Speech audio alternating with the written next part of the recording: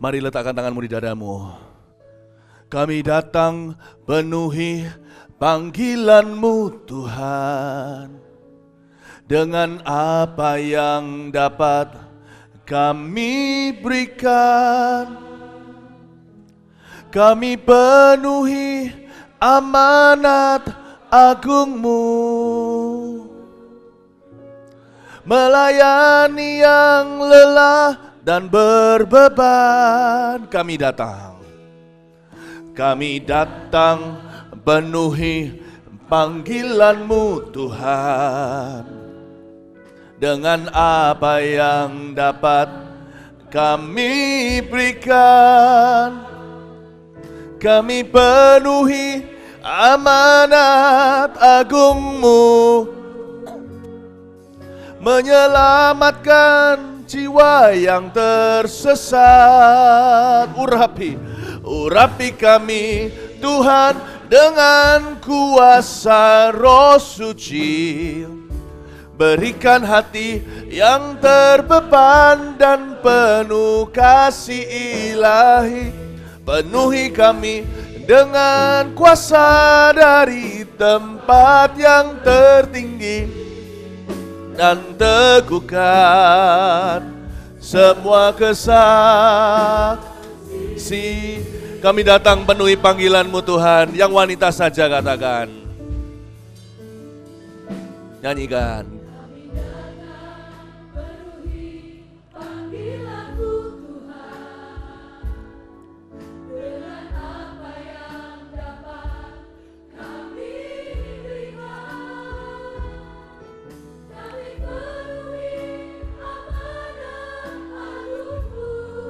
Melayani yang lelah dan berbeban. Yang pria saja katakan, kami datang.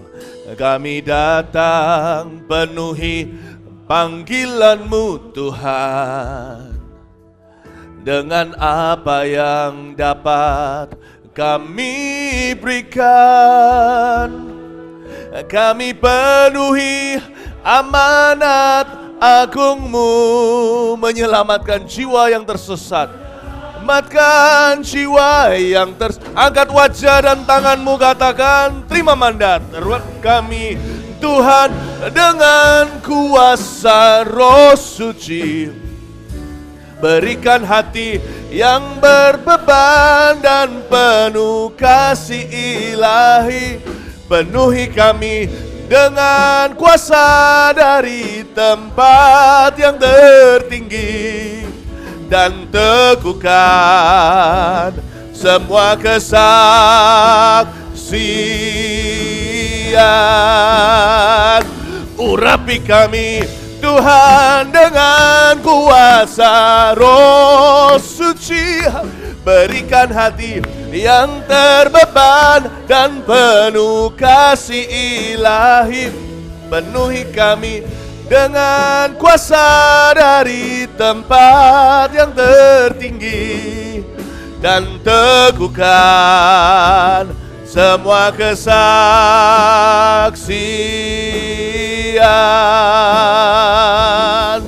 Dan teguhkan semua kesaksian.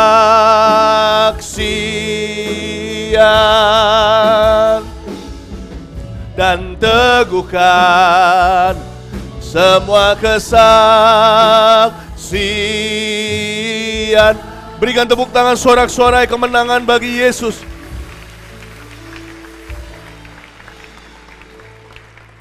Tuhan Yesus, kami duduk di kaki-Mu seperti Maria. Sungguh Tuhan, waktu kami duduk di kursi kami nanti, kami mau duduk di kaki berlubang paku itu.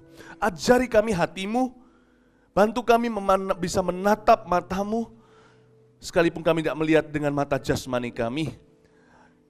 Bawa hati kami, bawa tangan rohani kami untuk bisa merabal tangan yang berlubang paku. Ingatkan kami, kalau perlu, biarkan kami bisa mencucukkan jari kami kepada perut yang pernah ditusuk pada lambung itu. Tuhan, ingatkan kami mengapa Engkau mati. Dan juga Tuhan, beri kami iman pada kebangkitan-Mu. supaya kami tidak pernah lonely, supaya kami tidak pernah mundur, tidak pernah putus asa maupun kecewa, melayani Allah di ladang-Nya. Hiburkan, segarkan kami semuanya dengan kuasa Roh Kudus-Mu pada malam hari ini. Terima kasih Yesus untuk mitra-mitramu yang selama ini rajin siang malam, pagi petang, memikirkan domba-dombamu dan untuk memberi makan. Terima kasih untuk setiap pelayan-pelayan Tuhan. Bapa, berkati kami dalam nama Yesus. Amin. Beri tepuk tangan untuk Tuhan. Puji Tuhan. Tunggu, jangan duduk dulu. Ini adalah pengalaman yang langka karena bergabung meskipun tak semua sampai sponsor segala bisa hadir, tetapi ini adalah hadir ya. Sampai sponsor juga hadir ya. Loh. Yang umum, tapi yang AOG, Pro M juga enggak. Ini gabungan yang pusat, satelit, umum, termasuk Pro M yang hari Sabtu malam dan AOG yang Sabtu Minggu. Semua CG-nya dan pemimpin-pemimpinnya ada di sini. The wonderful, this is unity. Kasih tepuk tangan untuk Tuhan Yesus. Sebelum Anda duduk kembali, tolong rangkul satu sama lain. Katakan begini, sesama prajurit tidak boleh saling mendahului.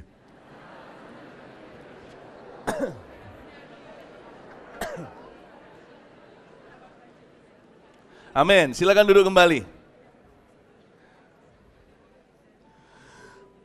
Pesan profetik akan Tuhan beri. Saya bersandar pada Tuhan untuk memberikan pesan ini.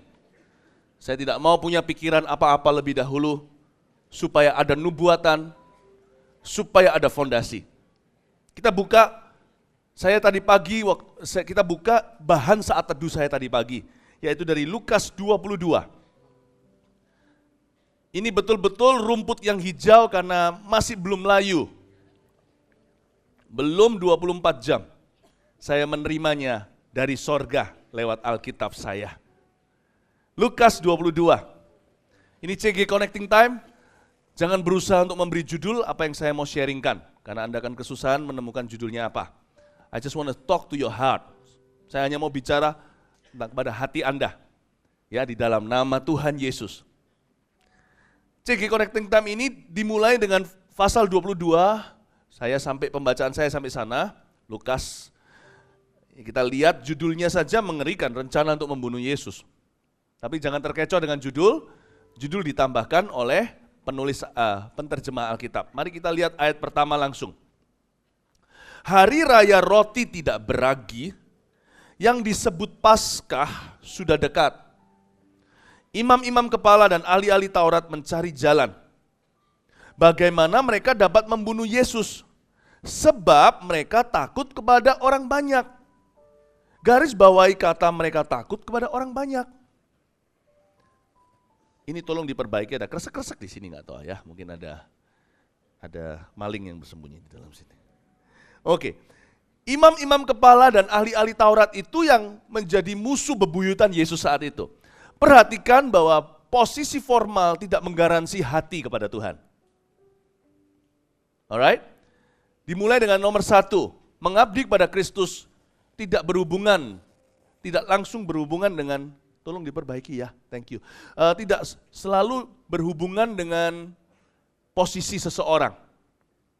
Kepercayaan itu datangnya dari Tuhan, kepercayaan. Bentar ya. Nah, bentar.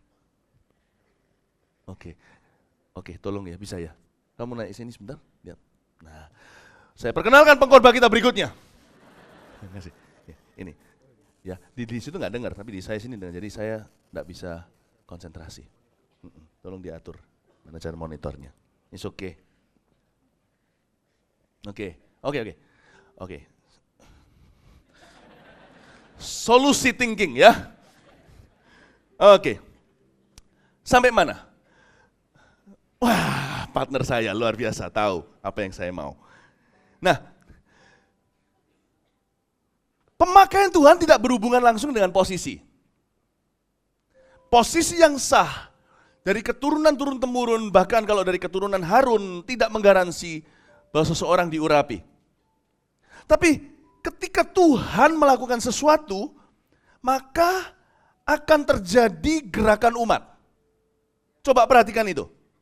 Karena di sini dikatakan, mereka mau memungkiri pekerjaan Yesus, nggak bisa, nggak mampu, karena mereka takut kepada orang banyak. Saya bukan bicara soal popularitas atau followership, seperti yang sekarang terjadi di dunia maya, Instagram contohnya. Berapa pengikutmu? Berapa pengikutku? Di situ kita temukan status kita masing-masing. Salah itu. Bukan begitu cara berpikirnya.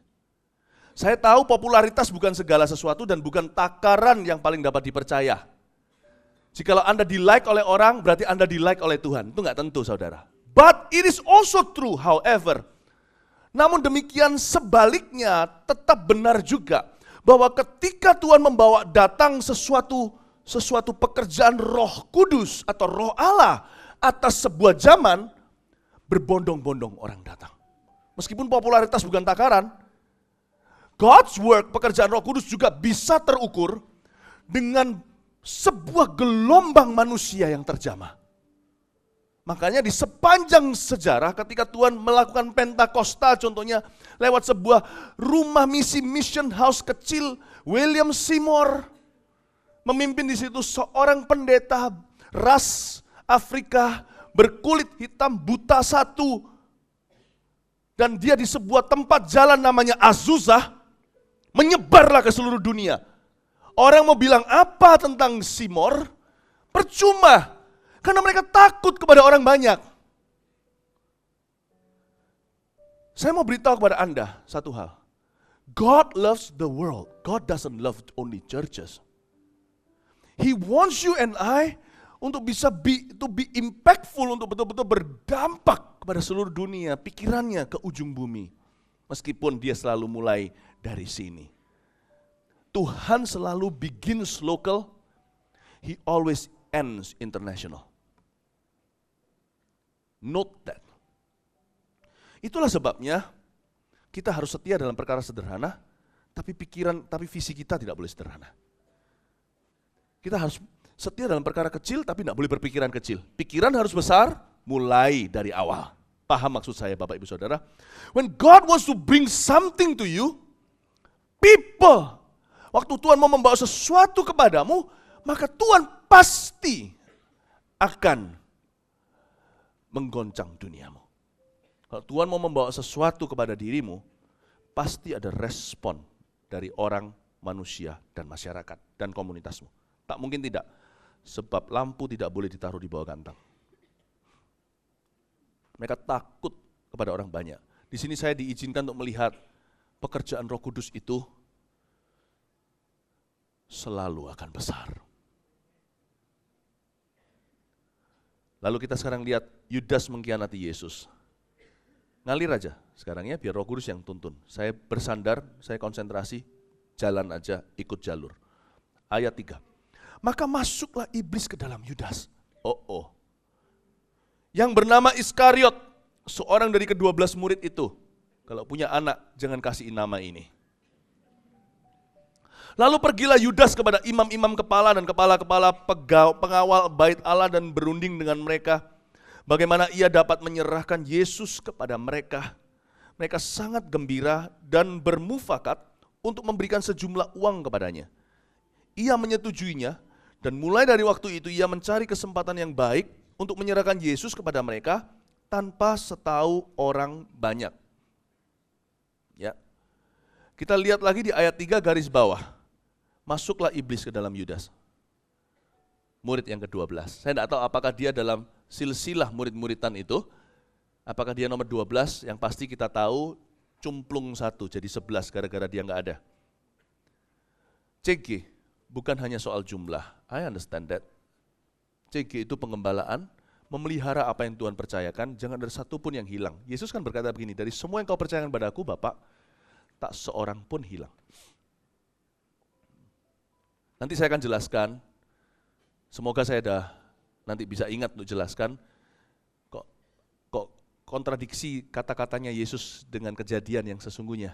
Ia hilang satu, kenapa dia bilang sama Bapa, tak satu pun hilang. Oh, saya jelaskan sekarang aja daripada lupa. Biasanya janji-janji waktu khotbah nanti nggak dijelaskan.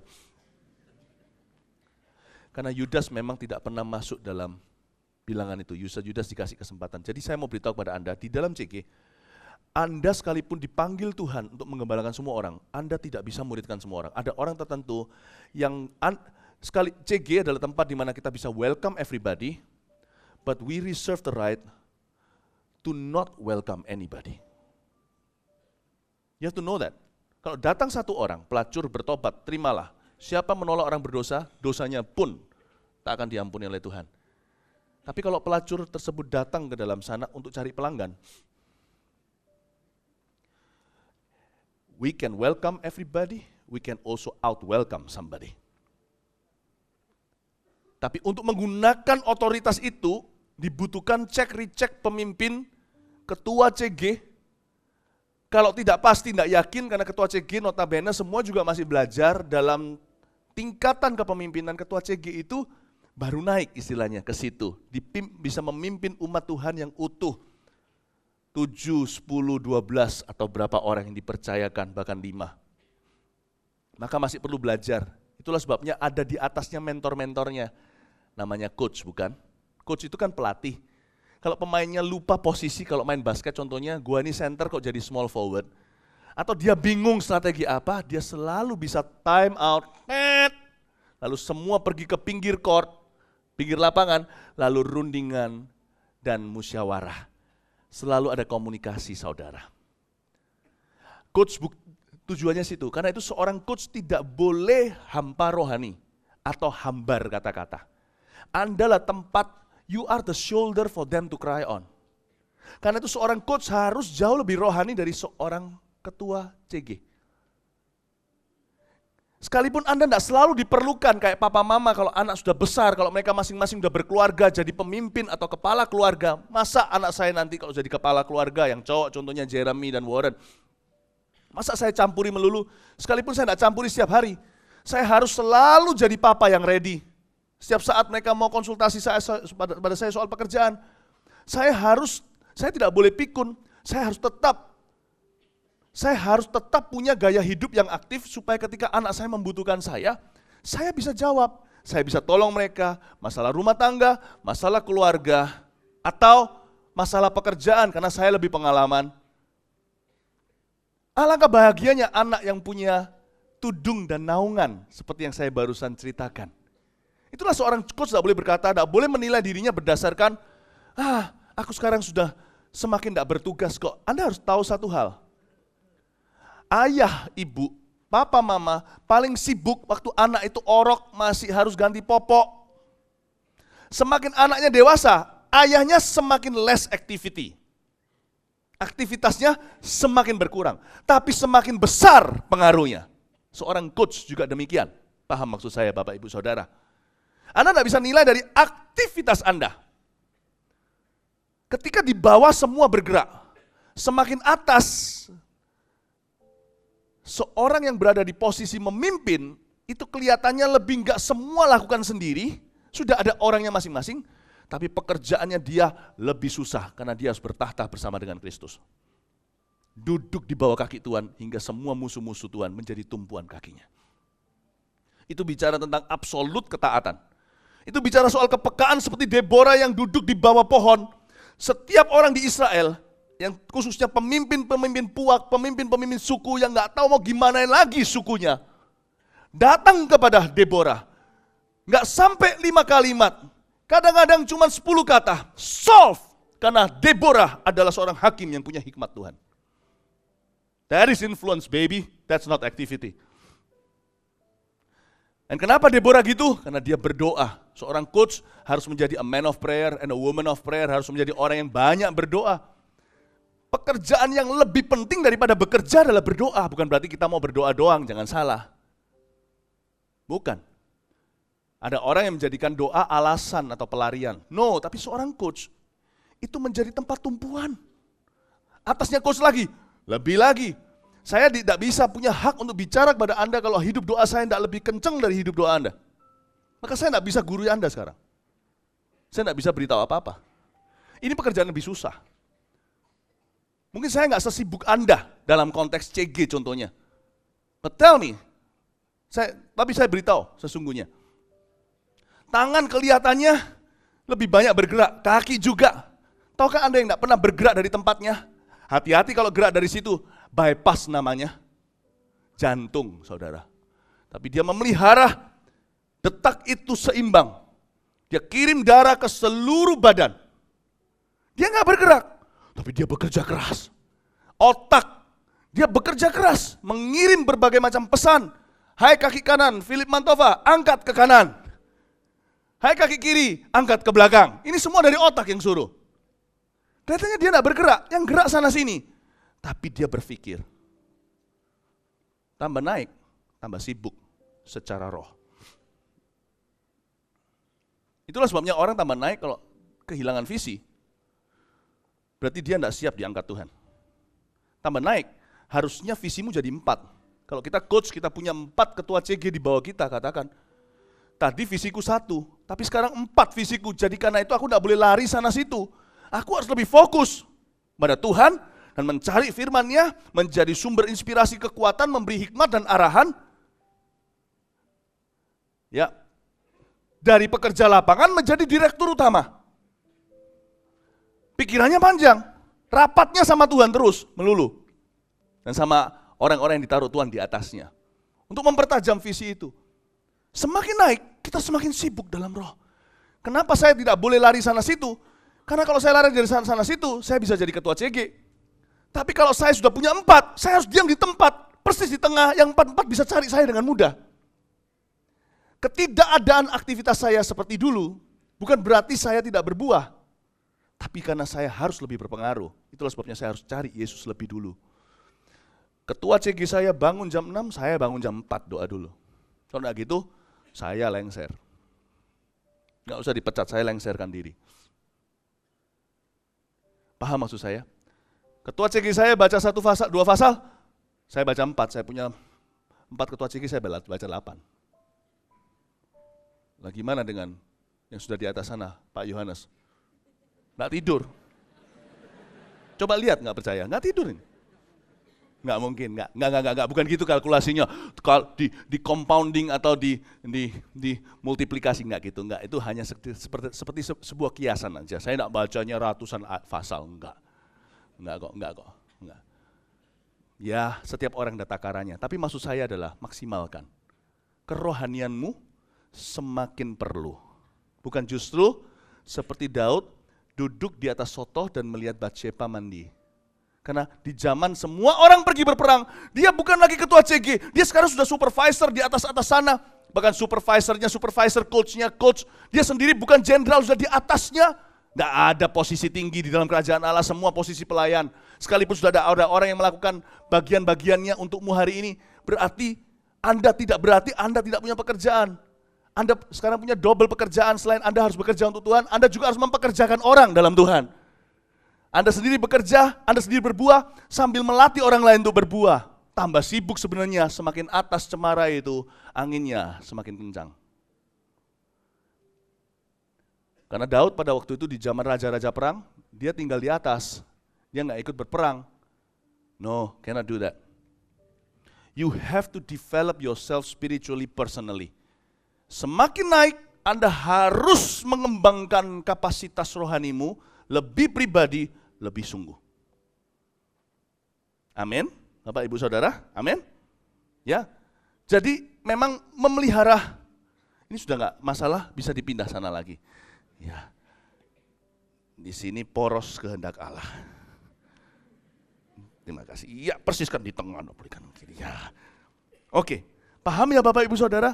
Saya mengerti, CG bukan hanya soal angka. CG itu gembala. Dia memuridkan, Anda bisa gini, Anda bisa gembalakan semua orang, tapi tidak bisa muridkan semua orang. Ada orang tertentu, tadi saya ngomongnya sampai jauh ke situ, saya ingat kok, benteng-bentengan tadi, bentengnya terakhir di mana. Tidak semua orang, ada orang tertentu yang Anda harus out welcome. Tidak semua orang ready. Memang kita inginnya sih semua orang semakin banyak, semakin baik. Kita inginnya semakin besar angka, semakin indah. Tidak satu pun yang terhilang, saya mengerti. Tapi Anda juga harus peka rohani tahu, yang mana yang ready sekarang, yang mana belum siap berada di CG-mu. Mungkin bulan-bulan depan atau tahun-tahun ke depan, Anda baru bisa menuai jiwanya. Sekarang dia hanya mau mencari trouble di sana. Anda harus bisa memisahkan pengikutmu dari orang-orang seperti itu. Saya kasih contoh ekstrim tadi, pelacur contohnya. Bukan diskriminasi dengan orang-orang dengan masa lalu tertentu. Tapi ada orang-orang tertentu nggak ready. Datang untuk cari pelanggan, bukan untuk bertobat. Saya jadi ketua CG. I reserve the right to welcome people. Welcome home. I also reserve the right to say, you are not welcome in my home. Karena dalam kata welcome home, titik beratnya bukan di welcome, tapi di home. This is my home. Saya tidak akan izinkan, sekalipun rumah saya seringkali terbuka untuk hospitality, untuk orang-orang hamba-hamba Tuhan, segala anak-anak rohani saya. Saya tidak akan welcome orang yang melecehkan anak, yang suka abuse secara seksual in my house. Saya pendeta, saya penuh kasih. Tapi dengan orang begitu saya tegas karena ini bukan saya dipertaruhkan, tapi anak-anak rohani atau anak-anak kandung dalam hal ini yang Tuhan percayakan pada kami. It's my right to protect my home. Maka saya bisa berkata kepada orang-orang tertentu, you are not welcome in my home. Karena itu ketua CG punya kuasa yang begitu besar. Use it well. Itulah sebabnya ketua CG harus cari Tuhan tiap hari. Harus rendah hati. Because the power you have is the power not only to lose, but also to bind. Bukan hanya kuasa untuk melepas. Bukan hanya kuasa untuk mengikat. Ayo komitmen, mengikat, ayo mengikatkan diri, belum ikut CG ya, ayo bergabung, ayo jadi anggota keluarga kami. Tapi juga punya kuasa untuk melepas. Go! Don't come back. Itulah sebabnya seorang pemimpin CG harus selalu cek dan recheck hatinya, selalu penuh kasih, bukan karena amarah. Bukan karena agenda pribadi, tapi karena kehendak Allah. Untuk bisa membedakan, tipis itu harus di dalam persekutuan intim dengan Yesus Kristus. Tidak boleh sembarang orang jadi ketua CG. Bisa mengerti maksud saya ya? CG itu seperti a miniature church. Seperti gereja miniatur, independen, mandiri. Meskipun tidak mandiri. Tapi itu seperti gereja. Seolah, bukan loh ya, hati-hati jangan pakai pakai khotbah saya ini menjadi pembenaran. No, it's not a church yet. Ya, tapi seolah seperti sebuah gereja. Kita harus exercise authority. Karena kuasa kita bukan hanya mengikat membership, tapi juga melepaskan. Wow. Kalau saya dengar begini ya, saya akan merasa tersanjung. Aku nggak ngerti ternyata aku sepenting itu. Aku nggak pernah mengerti seperti itu, nggak pernah terjelaskan seperti itu sejelas-jelasnya. Nah ini yang waktu saya baca tadi pagi, ayat ini melompat kepada saya. Masuklah iblis ke dalam Yudas. Roh Kudus beritahu saya untuk beritahu kepada Anda, mempersiapkan malam hari ini ada sebuah nubuatan yang ditaruh di dada atau sebuah peringatan. Yudas adalah murid ke-12. Cara setan bekerja terhadap CG, bagaimana dia melawan, perhatikan. Karena Elisa punya karunia untuk bisa tahu apa yang musuh katakan, supaya kita bisa persiapan sehingga musuh menghadang, kita nggak ada di sana. Alright? Karena gereja kita adalah gereja sel yang apostolik, oke itu saya jelaskan kapan-kapan, dan profetik. Profetik itu tidak harus, Tuhan berkata, bisa juga. Tapi profetik itu juga tahu, peka terhadap musuh yang menghadang, dan tidak naif, atau tidak polos, atau innocent, nggak mengerti musuh rancangan apa melawan susunan CG gereja kita. Kalau CG ini memang adalah visi Tuhan, berarti dia harus lawan, karena CG ini pasti berdampak dan pasti membuat seperti saya katakan tadi, takut kepada banyak orang. CG ini pasti menjadi berkat buat banyak orang. Katakan amin. Nah ini dia yang Roh Kudus katakan kepada saya pagi hari tadi. Setan akan selalu ingin pukul gebala. Anda harus tahu dulu bahwa itu maksud hatinya. Di mana ada sekelompok orang, dia selalu cari pemimpinnya. Ada kuasa gelap yang dikatakan dalam ilmu perang, diceritakan di Perjanjian Lama. Ketika suatu hari Yosafat, ketika suatu hari Raja Israel, Raja Ahab, dan Raja Yehuda berperang bersama-sama, mereka bertukar pakaian, dasar Ahab pengecut dan pecundang, tukar yuk. Karena mereka benci aku, kamu kan cuma bantu aku, mereka pasti mau bunuh aku. Ahab tahu ada sekelompok pasukan elit dari pihak musuh yang mandatnya cuma satu, bukan bunuh orang Israel. just bunuh Queen Bee-nya. Belum lihat Great Wall ya. Nggak usah bunuh yang itu semuanya. Bunuh itu loh, ratunya. Ada setan-setan yang eksis dalam kerajaan neraka, yang khusus mandatnya bukan kerjain orang Kristen, tapi pemimpin di sebuah komunitas ilahi. Itu adalah setan-setan yang merasuki sistem perang perjanjian lama musuh Israel melawan Ahab dan Yosafat itu. Makanya Yesus tahu itu. Waktu Yesus dalam misi pelayanannya dia berkata, maka gembala, you will strike the shepherd and the sheep will break loose. Dan engkau akan memukul gembala dan terseraklah seluruh domba. Nah, Lucifer ingin Yesus, tapi nggak bisa.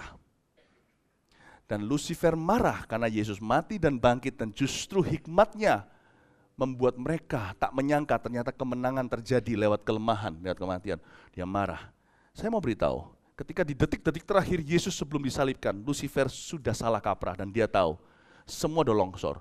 Maka dia masuk ke salah satu muridnya.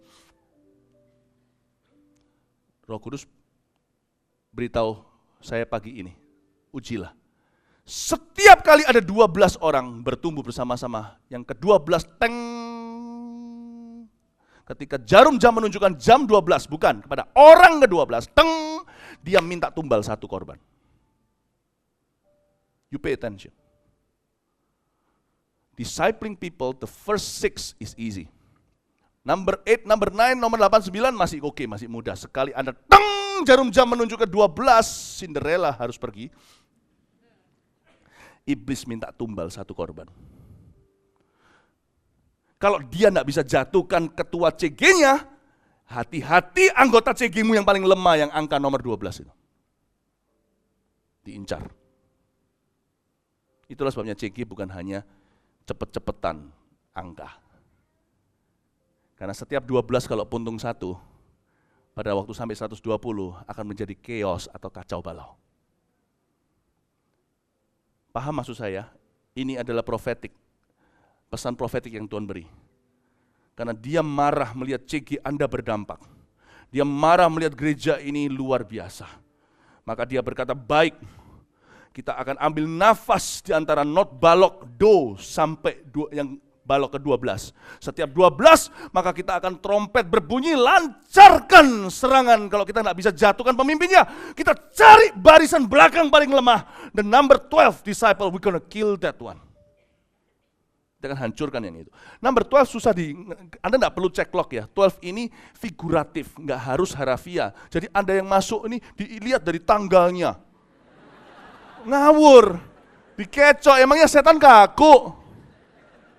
Tapi supaya secara figuratif saya mau beritahu, every now and then, sekelompok orang tertentu, dia mau seorang tumbal. Ya sudah, kalau aku tidak bisa stop Mawar Sharon, minimal aku bisa curi beberapa. Dan curinya rutin.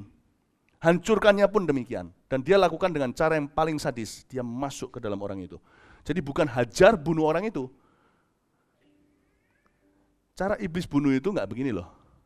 Bum, mati. Anda pernah lihat penembakan yang terjadi di Amerika? Seperti yang terjadi waktu film Batman pertama kali premier. Datang satu orang, tembak dulu, lalu habis itu dia bunuh diri. Itulah angkanya 12. That person is the 12 target. Number 12-nya setan. He always does that. Orang itu kerasukan, sebelum dia bunuh itu dia bawa beberapa. Jangan kira setiap 12 dia bawa satu. Kalau dia bisa bawa satu di antara 12-mu, sebentar lagi kau tidak akan punya domba tersisa. Ini strategi musuh. Nangkap ini ya. Itulah sebabnya di dalam CG harus dibiasakan, dilestarikan, saling mendoakan, saling mengcover. Itulah di dalam setiap CG juga harus dilestarikan. Jangan hanya cuma punya hubungan member dan leader, Tapi kita harus saling sambung menyambung seperti Kain yang ditegur Tuhan, kemana adikmu Habil? Emang gua penjaga adikku? Tuhan bilang apa? Iya. Padahal Kain bukan kepala keluarga, waktu itu dia kan tinggal di rumah papa mamanya. Sebenarnya harusnya Tuhan tanya Adam dan Hawa, di mana Habil? Kenapa dia tanya kokonya? Di dalam Cegela ada hubungan bukan cuma orang tua rohani dan anak rohani, tapi koko dan adik, kakak dan adik rohani. Number 9, number 10, must care for number 12. Si nomor 10, kayak sapi aja dicap gitu 10. Harus peduli nomor 12. Nomor 7 harus peduli nomor 8. Nomor 2 harus peduli nomor 5. Dan nomor 5 harus peduli nomor 12. Nomor 12 harus peduli nomor 2. Cekias menjadi tali 3 lembar yang susah dipatahkan. Susah dipatahkan bukan berarti susah dimultiplikasikan. Kalau susah dimultiplikasikan itu namanya stagnan. Sebab itu Anda harus tahu, imam-imam dan ahli Taurat takutnya orang banyak. Bukan takut 12 orang. Karena ini semua akan berubah menjadi karena kemuliaan raja terletak pada jumlah.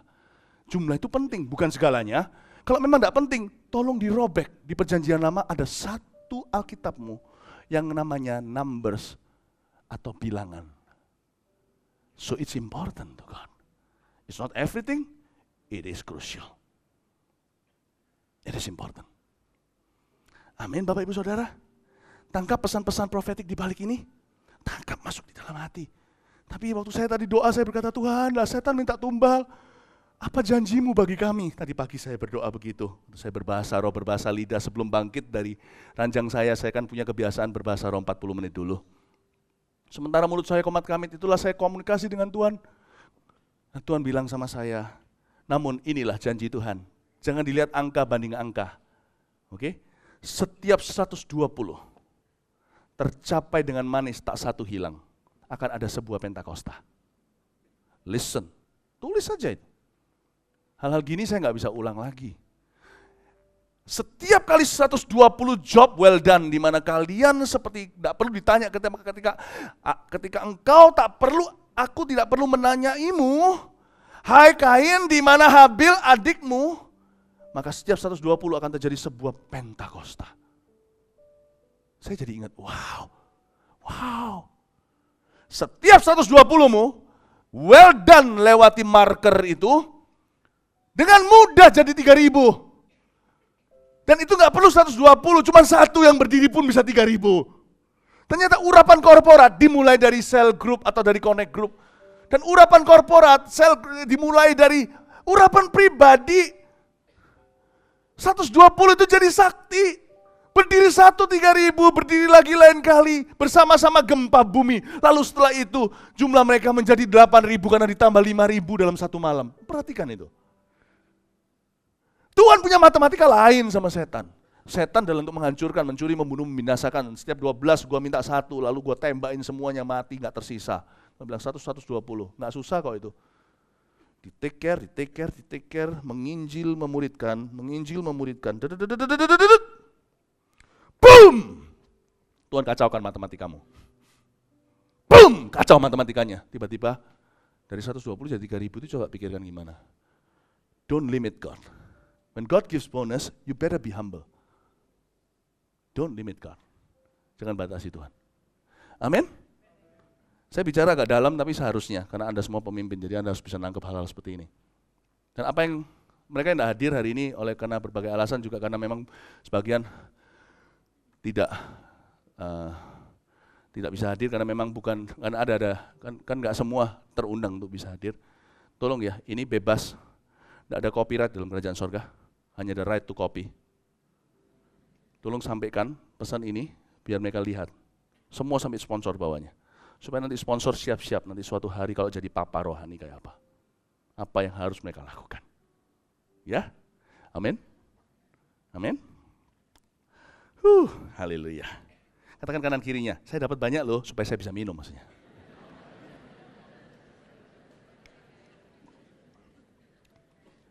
Oke, lanjut ya. Persiapan untuk makan Paskah. Maka tibalah hari raya roti tidak beragi. yaitu hari di mana orang harus menyembelih domba Paskah. Lalu Yesus menyuruh Petrus dan Yohanes, katanya, menyuruh Petrus Yohanes ini mungkin sponsornya gitu ya. Yesus kan ketua CG ini. 12 kurang 1. Beberapa lebih hebat dari Tuhan Yesus lagi, sudah berapa puluh. Ya kan? Yesus itu rendah hati. Dia itu rela gembalakan small flock, little flock. I love it. He doesn't have the mega church pastor attitude. Dia tidak punya attitude sikap hati salah seorang pendeta gereja mega, tapi hatinya tidak bisa seperti anak-anak lagi. I love Jesus. He's wonderful. He's the best. He's so big yet he's so small. Dia begitu besar namun dia begitu kecil. Lihat ya, lalu Yesus menyuruh Petrus dan Yohanes katanya, pergilah, persiapkanlah perjamuan Paskah bagi kita supaya kita makan. Garis bawahi, persiapkanlah perjamuan Paskah. Ini bukan Paskah yang kita kenal itu. Paskah yang kita kenal itu belum terjadi karena Yesus pun bahkan belum mati. Mana bisa bangkit?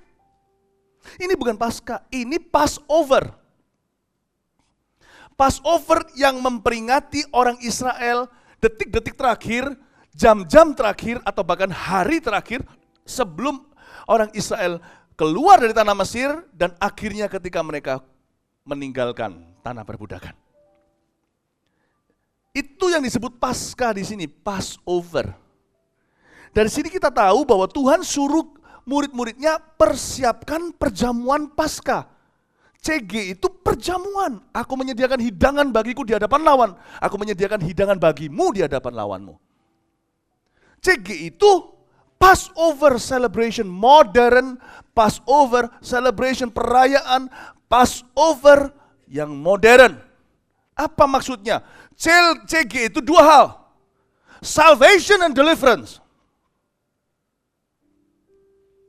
Karena pada waktu Passover, bangsa Israel direscue atau diselamatkan.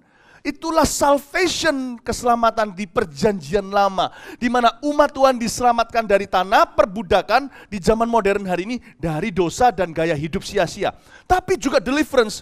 Lihat bagaimana Musa menyeberangi Laut Merah. Lalu Miriam membuat sebuah lagu dengan rebana. Dan berkata, you are our deliverer. CG adalah tempat di mana orang mengalami deliverance, bukan hanya kelepasan seperti orang kesurupan. Saya ngalamin itu kemarin waktu di Jakarta.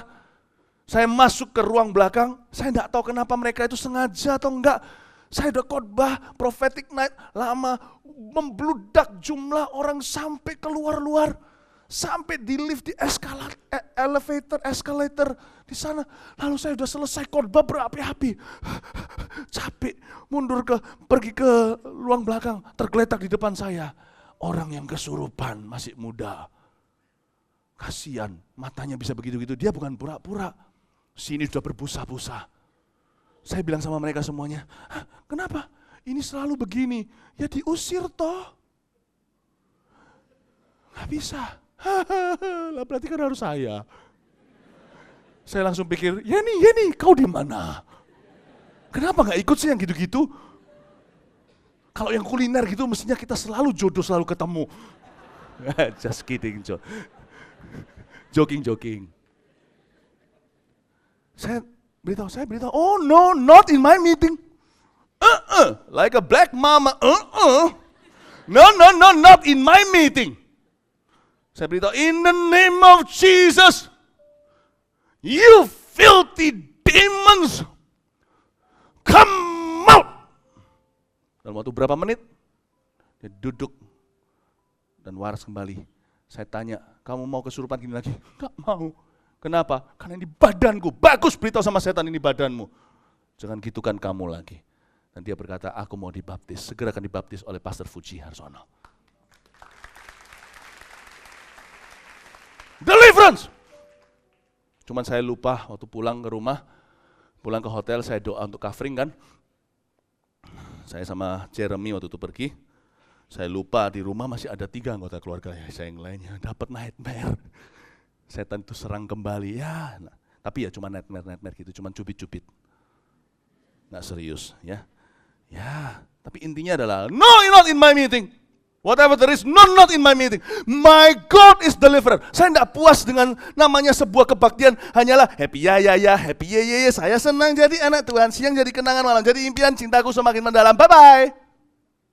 No, not in my meeting. Because I know, karena aku tahu realita hidup not as pretty as that, not so pretty. Aku tahu apa yang orang hadapi sehari-hari, depresi. Apa yang orang hadapi sehari-hari, perzinahan yang kotor, roh yang najis, narkoba, kepahitan, penolakan, aborsi. Oh my goodness, life is dirty. I better. Lebih baik saya pakai semua sapu, saya pakai semua lidi, saya bekerja, saya bersiap untuk bekerja membersihkan dunia ini dengan darah Yesus. CG is a place of deliverance. Di mana orang datang ke CG filthy, kotor, pulang whiter than the snow, lebih putih dari salju. Ketika orang pulang kecanduan, mereka datang kecanduan, mereka pulang kecanduan yang berbeda, kecanduan Yesus dan tidak kecanduan itu lagi. That's the place di mana hidup manusia diubahkan. Orang datang kotor, pulang siapapun juga, nggak tentu harus kotor banget. Orang datang pulang lebih kudus. Biarkan kudus semakin menguduskan diri. Biarkan celah semakin bercelah. Semakin cemar. Wahyu, CG tempatnya. Tempat station orang datang. Pulang jadi lebih suci. Pulang jadi lebih kudus. Pulang jadi lebih mulia. Tadi emas masih ada tembaga. Sekarang emas yang lebih murni. Kalau kita punya visi begitu, untuk setiap kali pertemuan CG, kita bisa berkata seperti Black Mama tadi, oh not in my meeting. Nggak harus, kita harus kelepasan. Jadi kalau nggak ada manifestasi kita paksakan. Kok nggak ada? Ayo kesurupan, jangan begitu. Ngawur itu. Yang cari setan atau Tuhan. Tapi kalau ada, don't back down. You have been prepared for that hour. Anda telah dipersiapkan untuk jam itu. Jangan teriak, di mana koyu? Di mana koyu di? Pastor Yudi? No, deal with it. Anda punya posisi bukan? Ketua CG. Your place of appointment is your place of anointment. Tempat pemilihanmu, tempat pentahbisanmu istilahnya itu posisi itu sekalipun bukan pendeta atau full timer. Itu adalah tempat pengurapanmu. When you're appointed and you're anointed. Waktu engkau dipilih, ditentukan, dipasang, distasionkan, disitulah pengurapanmu. Saya tidak takut kalau saya berada di sini. I'm the man of the hour, me and my brothers, me and my band of brothers. Seperti film-film orang Amerika, tentara yang pergi berperang atau Black Hawks Down ketika digempur oleh orang-orang Afrika pada waktu itu. Mereka berkata, me and my band of brothers, aku dan saudara-saudara sekutuku, saudara-saudara seimanku, we're gonna deal with these demons. Nggak usah nunggu sampai departemen doa. Nggak usah nunggu sampai gembala yang punya gelar di belakangnya, sarjana teologi. I'm gonna deal with this. I'm meant for this. Aku telah ditakdirkan untuk ini. Aku telah dipersiapkan untuk jam ini. Look the demons in the eyes. Lihat setan di matanya. Tatap matanya, jangan takut. Tapi hatimu masyigu buat orangnya. Rohmu berseru pada Tuhan. Satu kalimat katakan, in the name of Jesus, dalam nama Yesus, you filthy demons. Kamu roh-roh jahat yang membelenggu dia. Karena dia kelihatannya manifestasi. Tapi itu hanya buahnya. Akarnya itu bisa apa saja. Kepahitan, bisa saja mau bunuh diri, bisa saja dia itu mengalami masalah LGBT, atau apa. Keluarkan dulu setannya, kenali orangnya kemudian. Paling gak enak itu mau coba kenali orang, tapi setannya ikut berbicara. Distraction, gak bisa kenal-kenal. Deal dengan itu, urusi itu. Hai, kamu keluar detik ini juga. CG adalah tempat deliverance. Tapi bukan hanya deliverance yang begini. Orang datang bukan hanya dari setan, tapi dari kutuk pula. Mereka datang dengan kutuk kemiskinan. Bukan berarti mereka pulang kaya raya. Tapi hatinya diperkaya oleh Tuhan. Nanti hatinya yang akan memperkaya hidupnya. Bapak, Ibu, Saudara, CG adalah tempat di mana we see miracles. Miracles yang tidak tentu bicara tentang penginjilan atau orang bertobat terima Yesus pertama kali. Miracles are also the bread of God's children. Oh, mujizat itu juga adalah roti, bukan remahnya, tapi rotinya anak-anak Tuhan. Mujizat itu bukan hanya untuk jiwa-jiwa baru. Mujizat itu juga untuk jiwa-jiwa lama yang hatinya diperbaharui. My goodness. Nangkep gak ini ya? Ini kata-kata gini keluar dari roh saya. Saya sendiri ketika mengatakannya, loh kok bisa keluar begitu? Tangkap itu. Mujizat, miracles are your bread. Eat. Makan. Saya pernah sekali di sebuah kota kecil. Ada satu orang datang, tapi ini ekstrim ini, nggak harus Anda paksakan, oke? Tapi saya ngomong gini supaya, meskipun saya kalau ngomong begini itu ada resikonya, yang aneh akan semakin aneh. Tapi biarin wis, daripada yang normal nggak pernah aneh-aneh. Nanti lama-lama Anda jadi organisasi. Organisme itu sama penting dengan organisasi. Organisasi itu Kisah Rasul 15. Kisah Rasul 1, Pentakosta. Boom! Kisah Rasul 2. Jangan tinggalkan 2 demi 15. Jangan hanya di 2, pergilah ke 15. Nangkap ini, nangkap. Saya didatangi satu orang. Nangis. Dan pada waktu, saya masih ingat zaman di mana saya pergi ke Ungaran. Nggak tahu Pak Yohanes ingat nggak waktu itu kita lagi berdoa. Saya waktu itu masih sekolah kuliah di Kanada, jadi nggak minta allowance dari papa mama. Kecuali untuk biaya hidup dan sekolah masih bagian orang tua, tapi misi, pelayanan udah bukan urusan papa mama saya, apalagi papa saya yang belum kenal Tuhan waktu itu. Jadi saya nggak minta uang. Saya masih ingat Pak Yohanes pasti ingat, uang saya dulu dicuri. Pertama kali datang ke Ungaran di situ, saya tidur satu kamar dengan seorang ex pembunuh yang bunuh iparnya sendiri. Ya ipar ya itu ya, mengerikan punya ipar seperti itu. Mertuanya atau iparnya atau keluarganya, ngeri. Tahu maksudnya Gofrip tahu ya waktu itu. Saya uang, tapi orang itu masih baik. Uang saya masih disisain dikit. Dia betul-betul mencuri dengan kasih.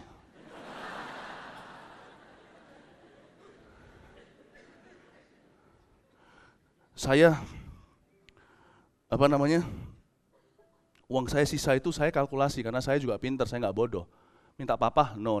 Apapun terjadi, saya mending puasa. Tapi saya lihat, waduh ini saya masih tinggal di Ungaran berapa bulan lagi. Nggak cukup nih. Jadi pernah sekali di depan gereja itu dulu, tempat Pak Sam mengembalakan. Yuk, Pak Yohanes jadi wakilnya, ini dulu wakil gembalanya Pak Pendeta Samuel Handoko. Lalu ada sebuah toko roti. Roti itu satu saya suka, coklatnya itu 200 rupiah. Saya cuman nggak jadi beli. Nggak tahu kamu ingat nggak? Nggak ingat ya? Saya nggak punya money. Betul-betul ayat Petrus itu betul-betul relevan buat saya. Emas perak tidak kupunya. Itu hari itu saya bisa ngomong itu, sekarang nggak bisa. Karena ada sedikit, nggak banyak-banyak. Tapi waktu itu datang satu orang di meetingku. Persekutuan sedikit kecil di loteng itu. Pak Yohanes yang pimpin pujian, kadang-kadang kalau kita lagi doa sembahyang sama-sama itu Pak Yohanes selalu tertidur. Tapi nanti kalau bangunnya, kurang apa-apa, langsung terlatih hebat. Memang lain. Giliranmu datang untuk bisa mempermalukan aku. Tapi hari ini, I'm the man of the hour, so I get the mic. Saya dapat mikrofonnya, so I'm sorry. I'm not sorry.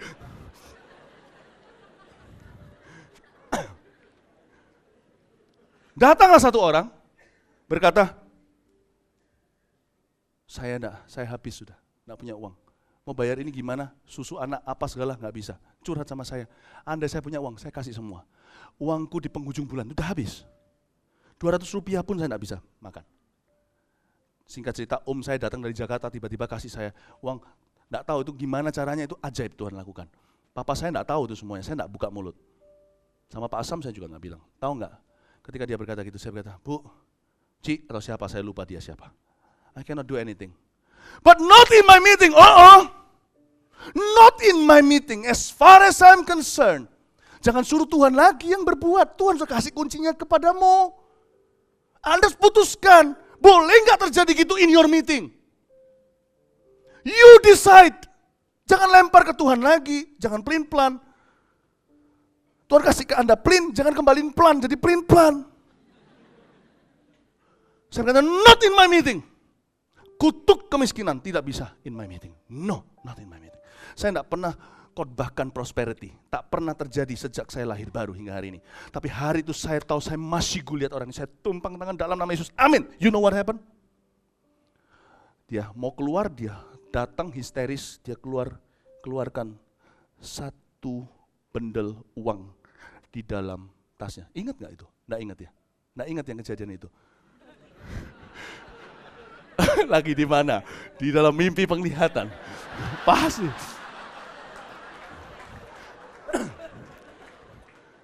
Dia sambil nangis. Ini kejadian beneran. Dia kasih uang. Tunjukin saya. Dari mana uang ini? Setahu saya yang bisa gini cuma tuyul. Sebab hari-hari itu ada seorang profesor, seorang dukun juga, yang bisa lakukan itu pakai topi. Lagi berburu di hutan, lu mau apa? Rokok apa? Rokok apa? Rokok apa? Oke, topinya taruh gitu, dia pakai skuasa gelap, buka, semuanya dapat rokoknya. Itu curi dari mana? Dari toko-toko sebelah. Kasihan, setan memang jago curi. Pakai tangan manusia atau tangan tuyul. Mau tahu nggak itu uang sebendel dari mana? Ada ayatnya. Tuhan nggak curi. Itu semua punya Tuhan. Tuhan pindahkan dari orang fasik ke orang benar. Itu dari profesor itu, uangnya dari lacinya diambil ke situ. Dari dukun itu. 1 bendel gini. Datang dan dia menangis-nangis. Not in my meeting. Waktu itu di kelompok atas CG cuma berapa orang? Ada Pak Margono, ada siapa di situ. Saya masih ingat nama-namanya satu persatu. Saya bukan evangelis seluruh Samaria. Saya ingat satu-satu. Siapa dari Ethiopia? Sida-sida. Remember one by one, not in your meeting. CG adalah tempat orang mengalami deliverance. Yang dulu bertengkar suami istri mau cerai nggak jadi. Rindukan itu. Itu tujuannya. Penginjilan iya, tapi Injil bukan hanya bagi mereka yang belum mendengar. Injil makanya juga bagi mereka yang sudah menerima. Bukan beritanya, mereka sudah tahu dan kenal saudara. Tapi kuasanya, kan itu Paulus berkata, hendaklah hidupmu berpadanan dengan Injil yang kuberitakan. Tahu maksudnya berpadanan? Wanita tak bisa berubah wajahnya begitu. Tapi kalau dia berpadanan dengan cermin, dia jadi cantik setiap hari karena dia sengaja make up dan rias wajahnya. Berpadananlah dengan the best power of the gospel. Displayed and manifested and demonstrated and claimed and owned, inherited. Pada Tuhan ada seorang yang gagah perkasa di Yesaya 20 sekian. Seperti angin taufan. Not everybody, setiap orang mungkin adalah ketua CG. Not every ketua CG is a revivalist at heart. It's a decision. Life is war, baby. Life is war. Tuhan taruh saya di sebuah pos sekecil apapun juga. I defend my turf. Kerajaan sorga turun di mana aku menginjakkan kaki, itu tanah Kanaanku. Dan aku tidak akan izinkan kerajaan gelap memperoleh apa-apa dari sisiku. Itu yang disebut gereja sel yang apostolik. Mau tahu apostolik itu artinya apa? Saya ngalir dulu ya. Ini saya cuma tinggal 21. Rewind. Gini, saya kan khotbah terus ini. Sampai yang tidak kuat bisa pulang sendiri nanti, nggak apa-apa. Tapi waktu mereka pulang semua liatin.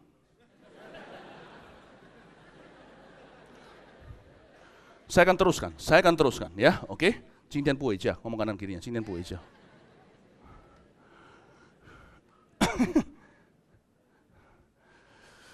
Sampai mana? Mau ngomong apa tadi?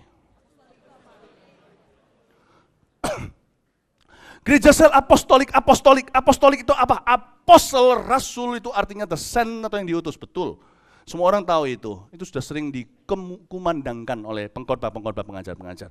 Jadi seorang yang diutus itu rasul, sehingga banyak orang juga percaya misionaris itu juga rasul. Enggak juga, misionaris itu rasuli, tapi bukan rasul.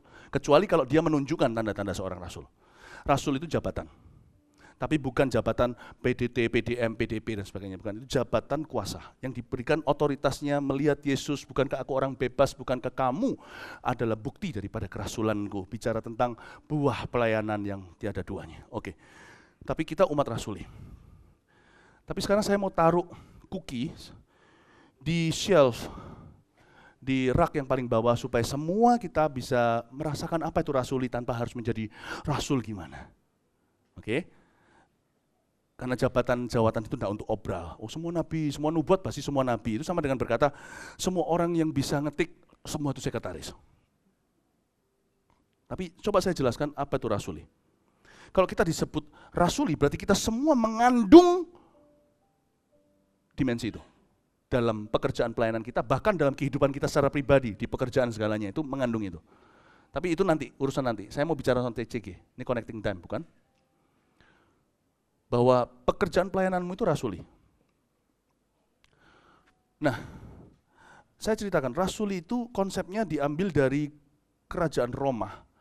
Pada saat itu, ketika bagian ayat yang banyak bicara tentang kerasulan, segalanya itu ditulis di era Romawi. Nah, pengertian Itali tentang rasul itu unik sekali, dan itu yang diadopsi oleh penulis Alkitab untuk menjelaskan pada zamannya. Tapi sekarang kehilangan dimensi itu karena kita nggak ngerti. Dan kita malah justru cenderung ngawur lagi. Tulis di kartu nama, saya pernah terima kartu nama, tulisannya apostle ini, kasih ke saya. Kalau Anda apostle, Anda nggak tulis di kartu nama Anda apostle. Orang lain akan bisa dalam bahasa Ibrani nengeri. Kalau itu rasul atau bukan. Oke, sekarang saya nggak bicara orangnya rasul ya, saya bicara umatnya yang rasuli. Alright. Ketika Firaun, Roma itu apa? Kaisar. Caesar. Ketika Kaisar hendak pergi ke sebuah tempat, katakanlah Kaisaria, ada sebuah di Israel, nanti kalau yang ikut Israel akan lebih tahu tentang map atau peta. Kaisaria itu yang dianggap oleh pemerintah Italia sebagai ibu kota Israel, tapi orang-orang Israel, terutama yang taat Yahudi, mereka menolak itu karena Kaisaria di situ ada tugu untuk kaisar. Jadi mereka tetap bersikuku ibu kota mereka Yerusalem, karena Yerusalem itu kota bersejarah, kota nabi-nabi dan Raja Daud. Jadi zaman itu orang Yahudi kalau ditanya, ibu kotamu mana? Yerusalem.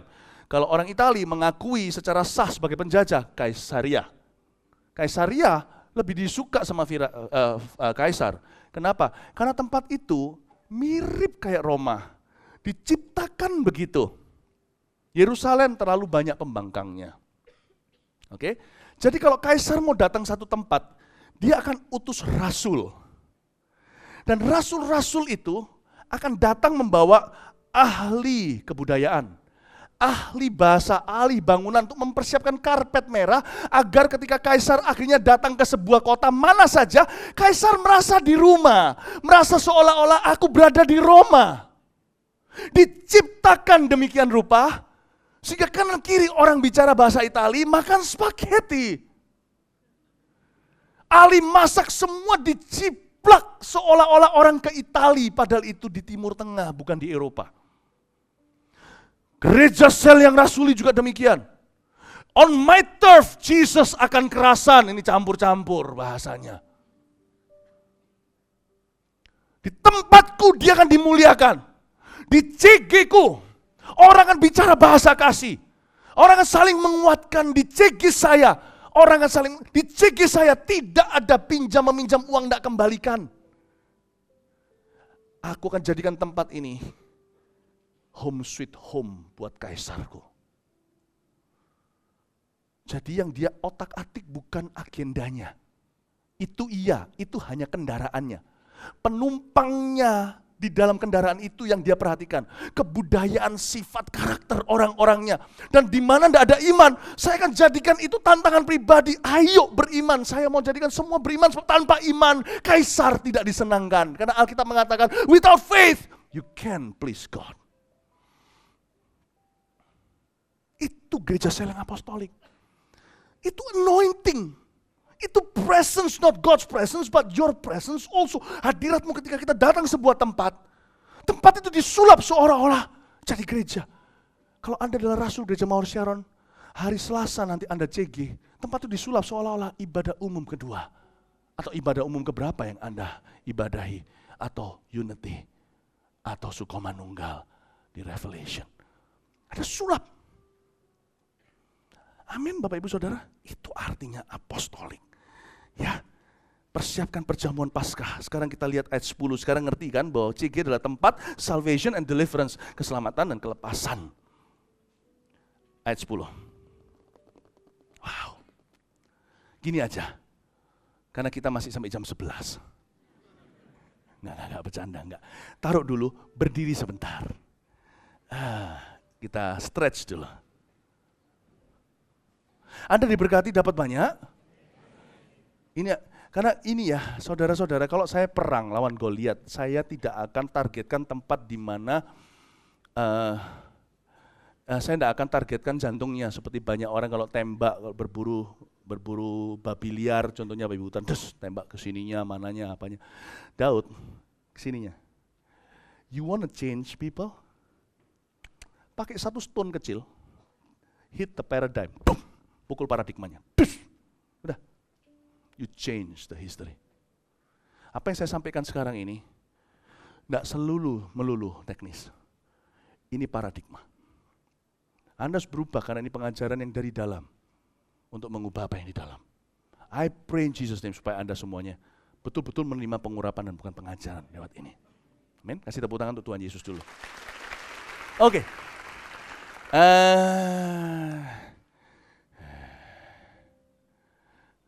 Oke. Kalau saya bilang satu, udah pernah lakukan ini, pijet orang yang di sebelah kanannya. Kalau saya bilang dua, pijet orang sebelah kirinya, pundaknya. Kalau cewek cowok, jangan ngecuan. Jangan dilakukan apa-apa ya, berhenti sampai lawan jenis. Tapi kalau saya bilang tiga, semua tepuk tangan. Sebelum saya ganti angka, tidak boleh berubah.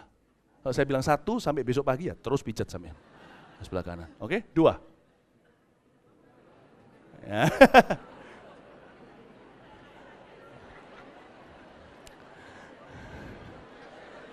Yang dua gimana nih ya? Masih terus nggak ya? Terus nggak ya? Berani bayar berapa? Dua. Karena yang dua itu banyak teman saya. Sorry loh ya. Satu.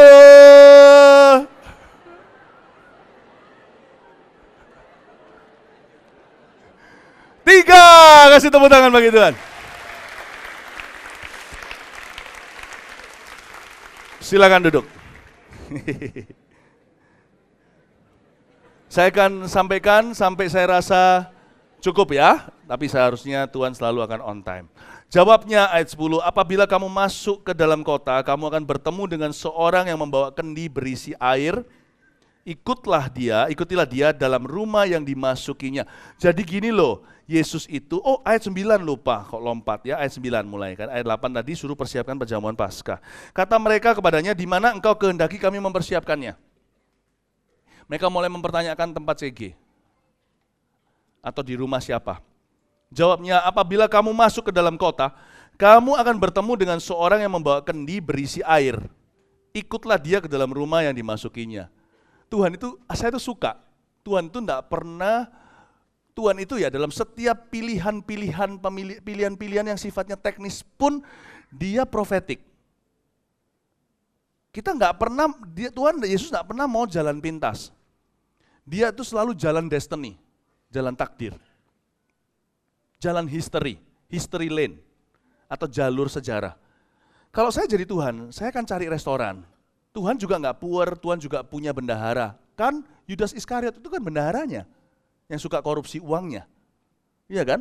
Tuhan Yesus juga sering diikuti, di kitab Lukas ada tertulis, Matius dan Markus tidak ditulis karena mereka Yahudi, mereka terpengaruh tradisi mereka, Tuhan hargai karena mereka belum mengerti emansipasi. Karena Lukas seorang dokter berpikiran tinggi, dia juga percaya wanita itu setara. Karena itu di dalam kitab Lukas lah diceritakan banyak, Yesus itu disertai dengan banyak wanita-wanita yang posisi ekonomi dan status sosialnya tinggi di masyarakat. Dan itu yang mendukung banyak ministry Yesus. Ya, kalau saya jadi Yesus, saya pilih restoran, nggak ngerepoti orang. Kalau saya jadi Anda, saya pilih gereja untuk tempat CG. Tapi Yesus itu selalu gini, kalau dia sekali dayung, selalu cari beberapa pulau terlampaui. Kalau dia menyelam, sekaligus minum air. Beliau bahkan menjadikan pemilihan tempat perjamuan malam itu pun menjadi tempat tuntunan Bapaknya. Kalau saya jadi Anda, saya akan minta sama Tuhan, tempat CG, nanti kalau next di mana, saya tidak akan cari tempat gampang. Kalau cari tempat gampang, saya sudah tunjukkan pada Anda, over the years, kami tidak akan pilih Juanda untuk KKR di sana. Dalam pemilihan pun semua orang tahu, contohnya Pak Joni, yang seringkali mengasistani kami di dalam keputusan-keputusan yang saya ambil. Beliau tahu, kalau saya ambil keputusan bukan cari yang gampang, tapi cari yang menantang. Cari yang menantang. Ada orang bilang gini, kamu cari mati? Iya, hidup cuma sekali kok mati tidak keuntungan. Mati kok sia-sia, saya tidak mau mati biasa. Nggak mau. Tapi buktinya Tuhan selalu setia kok. Setiap kali kita membuat keputusan yang membuat deg-degan, mau mati rasanya, lolos jadi kemuliaan, jadi cerita, jadi laporan kemenangan. Don't find easy way, train your faith. Cobalah, ujilah Tuhan, itu bukan cuma perpuluhan. Ujilah Tuhan, belajar adventure dengan Tuhan. Jangan cari yang mudah. Yesus beritahu nanti kamu akan bertemu dengan seorang yang membawakan kendi berisi air. Triknya di sini, dalam bahasa Inggrisnya kita tahu, kita bisa membedakan di sini seorang akan bertemu dengan seorang. Seorang di sini kan gendernya nggak jelas, laki atau perempuan. Di dalam bahasa Inggrisnya, you will find him who carried, yang membawa, him. Tidak lumrah, Yesus memberi tanda, zaman itu selalu wanita, ini jobnya perempuan, angkat kendi itu tugas wanita. Paham maksud saya? Tuhan bilang kamu akan dapat pria yang angkat kendi. Ini lawan arus. Kalau saya jadi Anda, saya cari tempat CG yang mulai ada hati yang terbuka. Sekali nyelam, minum sekalian. Saya pakai tempat itu, nggak tahu gimana. Tuhan pasti punya favor lah, perkenanan atas saya. Kalau saya jalan dengan dia. Bahkan orang yang memusuhi dia pun akan didamaikan dengan dia, kata firman Tuhan kalau seorang itu berkenan. Saya kan cari tempat di mana kalau saya ketemu sama orang tertentu, terbuka pelayanan yang saya juga bisa pakai tempatnya, dapat keuntungan karena CG ku dapat benefitnya, diuntungkan dengan tempatnya, tapi tuan rumah diuntungkan dengan Injilnya ketika terjadi di sana. Saya akan cari yang sekali dayung, dua kena. CG saya diberkati, tuan rumah juga. Saya tidak akan pilih hal yang gampang, yang bisa dibeli dengan uang. Saya akan nantang Tuhan. Bukankah Tuhan yang berkata, ujilah aku. Bukankah aku akan membuka tingkat-tingkat. Tuhan tidak kehabisan rumah loh, Tuhan itu raja properti di dunia ini. You're gonna find homes that are unusual. Kalau Anda ikut Tuhan, Anda akan ketemu jalan tikus, bukan jalan tikus. Kalau tikus berarti Tuhan bukan gembalamu. Anda domba, jalan domba. Dia katakan, dia menuntun aku di jalan yang benar. Anda harus tahu, di Israel jalan yang benar itu bukan gini loh.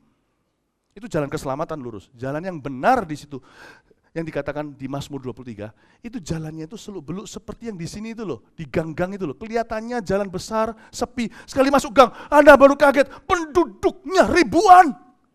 Di mana-mana ada rumah. Anda seolah-olah menemukan, saya pernah sekali ajak seorang tamu, bukan orang Indonesia, orang bule yang pertama kali datang dulu, salah satu teman saya di sini, saya tunjukkan masuk gang, dan dia jadi wow, ternyata Indonesia, yang kelihatan mata enggak seberapa. Nah itu dia, ternyata Tuhan yang kelihatan mata juga belum seberapa. Jangan cari tempat gampang. Profetik ini.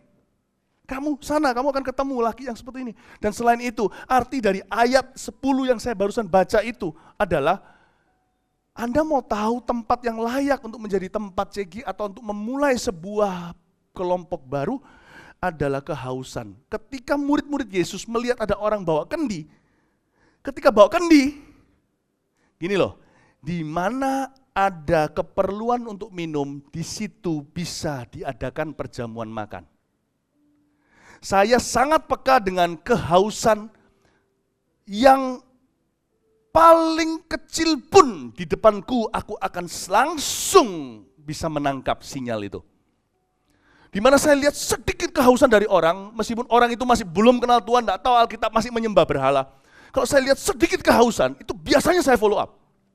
Sedikit kehausan, saya tidak perlu orang itu nunjukkan apa, saya tidak perlu lihat restoran rumahnya, tempat perjamuan bisa diadakan. Kalau saya lihat kehausan, saya berkata Tuhan bisa berjamu di situ. Ada banyak orang termasuk yang baru-baru kemarin yang kami baptis. Itu dimulai dengan kami melihat bersama dengan keluarga tercinta yang paling bayar harga. Kehausan yang dalam bentuk cuman seiota. Tapi di follow up muncullah perjamuan dan keselamatan turun ke seluruh keluarga. If I were you, my friends, gereja selku bukan gereja sel yang mudah dan jalan pintas. Gereja selku adalah gereja sel yang prophetic. Lead me Lord, where's next? Dan saya tidak akan pikirannya ke rumah. Saya pikirnya akan kepada kesempatan ilahi. Boleh tidak jadi oportunis? Boleh. Kalau sama Yesus untuk perkara mulia, monggo silakan. Amin. Ayat 11, dan katakanlah kepada tuan rumah itu, guru bertanya kepadamu, di manakah ruangan tempat aku bersama-sama dengan murid-muridku akan makan Paskah? Lalu orang itu akan menunjukkan kepadamu sebuah ruangan atas yang besar yang sudah lengkap, disitulah kamu harus mempersiapkannya. Maka berangkatlah mereka dan mereka mendapati semua seperti yang dikatakan Yesus kepada mereka, lalu mereka mempersiapkan Paskah. Garis bawah ayat 12, sebuah ruangan atas yang besar yang sudah lengkap. Tahu nggak ayat ini? Orang seringkali waktu mengingat sebuah ayat yang sebentar lagi saya ucapkan ini, mereka mengklaim berkat properti untuk dirinya, artinya mereka punya rumah, tidak ngontrak lagi. Tapi pernahkah Anda berpikir ketika firman berkata, kamu akan menduduki atau tinggal dalam rumah yang tidak kamu bangun? Apakah itu selalu berbicara bahwa kita nggak ngontrak lagi lalu beli rumah sendiri? Tidak, bisakah kita berpikir untuk rumah Tuhan dulu? Rumah Tuhan bukan cuma gereja Cempaka sekarang ini contohnya atau Sukomanunggal. Rumah Tuhan itu juga di mana Tuhan hadir di rumah-rumah karena Anda bersama dengan Anda. Tidak bisakah kita klaim ayat itu untuk tempat CG kita? Aku akan menduduki, aku akan tinggal dan pakai rumah yang sudah lengkap dan besar lagi, yang tidak aku bangun sendiri, rumah orang. Bukankah Yesus berkata, kalau kamu ikut aku, upahmu besar di sorga. Ketika Petrus tanyakan, lah kami ini dapat apa, kami ini ikut Tuhan, sedangkan orang kaya tadi tidak mau tinggalkan segalanya, ini kami sudah tinggalkan segala sesuatu. Tuhan berkata, di hidup yang akan datang, upahmu besar. Hidup sekarang akan dikembalikan 100 kali lipat rumahmu yang telah kau tinggalkan. Ini bukan berarti tiba-tiba Petrus jadi raja properti. Karena memang sampai akhir hayatnya, Petrus tidak jadi orang kaya raya. Dia bahkan berkata, emas perak dia nggak punya. Ini maksudnya, Petrus itu bisa leluasa klaim rumah siapa saja untuk kemuliaan Allah. Itu otoritas saudara, apa yang kau lepaskan dan terbuka itu pintu, itu kunci Daud yang kau buka nggak bisa ditutup. Jangan masuk rumah orang untuk maksud yang salah. Seperti seringkali yang dikatakan di dalam surat-surat di Perjanjian Baru.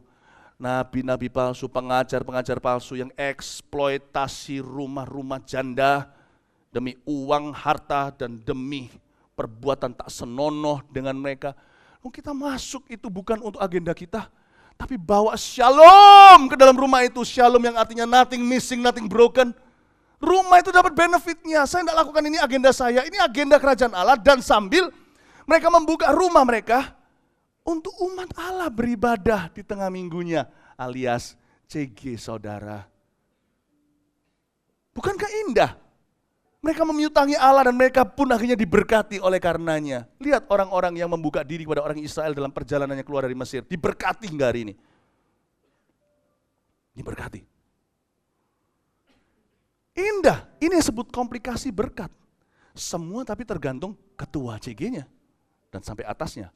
Main aman atau berani menggunakan imannya.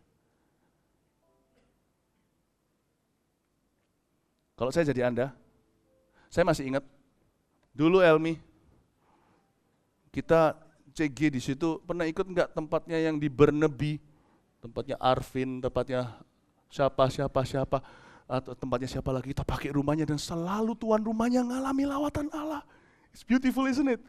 Saya datang ke rumah satu orang waktu kita adakan CG di situ, saya pimpin 4 waktu itu. Saya keliling-keliling naik mobil ke sana dan ke situ, datang ke rumah satu orang yang ternyata lucu, dasar bujangan, apa susahnya. Ada 2 orang kakak beradik tinggal di sana dan mereka kalau masak, saudara-saudara masak pancake atau apa, kalau itu pancake-nya dilempar ke tembok. Siapa itu? You know who I'm talking about. Makanya kok dindingnya kok kotor-kotor semua. Itu rumah kontrakan, kasihan yang punya apartemen itu. Ditinggali siswa-siswa Indonesia. Kalau masak kematangan atau apa enggak tahu, dilempar pancake-nya di tembok. Nah saya CG di situ. Di situ juga lah akhirnya, di tempat-tempat gitulah Elmi juga terima Tuhan akhirnya. Right? Remember on the way kita pulang, lalu kita bicara di mobil tentang Tuhan Yesus dan segalanya. I remember that very vividly. Di tempat-tempat seperti itulah, tapi itu bukan apartemennya dia, apartemennya teman-temannya dia. Kena! Jadi song leadermu sekarang. Kasih tepuk tangan tuh Yesus. Kalau saya di gereja alias Willingdon di Burnaby itu, paling yang saya menangkan janitornya yang sudah Kristen. Janitor nggak ngerti, cleaning service-nya. Paling pendeta-pendeta yang keliaran di situ. Oh no, I'm looking for Elmi. I'm looking for Elmo. Sesame Street. Jangan cari mudah. Tantang Allah.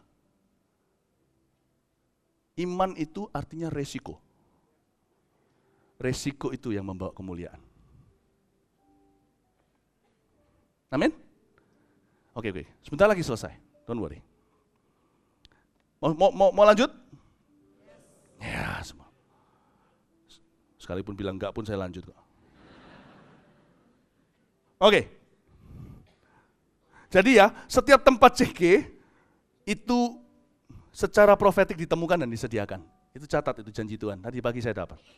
Setiap tempat CG itu secara profetik ditemukan dan disediakan. Itu amini. Ya. Penetapan perjamuan malam kita lanjutkan ayat 14. Ketika tiba saatnya Yesus duduk makan bersama-sama dengan rasul-rasulnya. Katanya kepada mereka, aku sangat rindu makan Paskah ini bersama-sama dengan kamu sebelum aku menderita. Sebab aku berkata kepadamu, aku tidak akan memakannya lagi sampai ia beroleh kegenapannya dalam kerajaan Allah. Oke, ini kan mau perjamuan kudus ya. Tapi jangan pikirannya ke perjamuan kudus. Saya mau ajak Anda lihat dengan spion yang baru. Ayat ini bukan kepada the act of Holy Communion atau perjamuan kudus. Saya ajak Anda untuk melihat intisari pelayanan ketika kita di dalam CG. Ayat 17, kemudian ia mengambil sebuah cawan. Katakan sebuah cawan. Mengucap syukur lalu berkata, ambillah ini dan bagikanlah di antara kamu. Sebab aku berkata kepada kamu mulai dari sekarang ini aku tidak akan minum lagi hasil pokok anggur sampai kerajaan Allah telah datang. Sebuah cawan, katakan lagi sebuah cawan. Anehnya sebuah cawan yang pertama ini tidak diminum sama Yesus. Diambil dan dikatakan bagikan di antara kamu. Ini urapan horizontal setiap kali kita bertemu. As we gather may your spirit. Saat kami berkumpul rohmu bekerja. Ajar kami memuliakan namamu.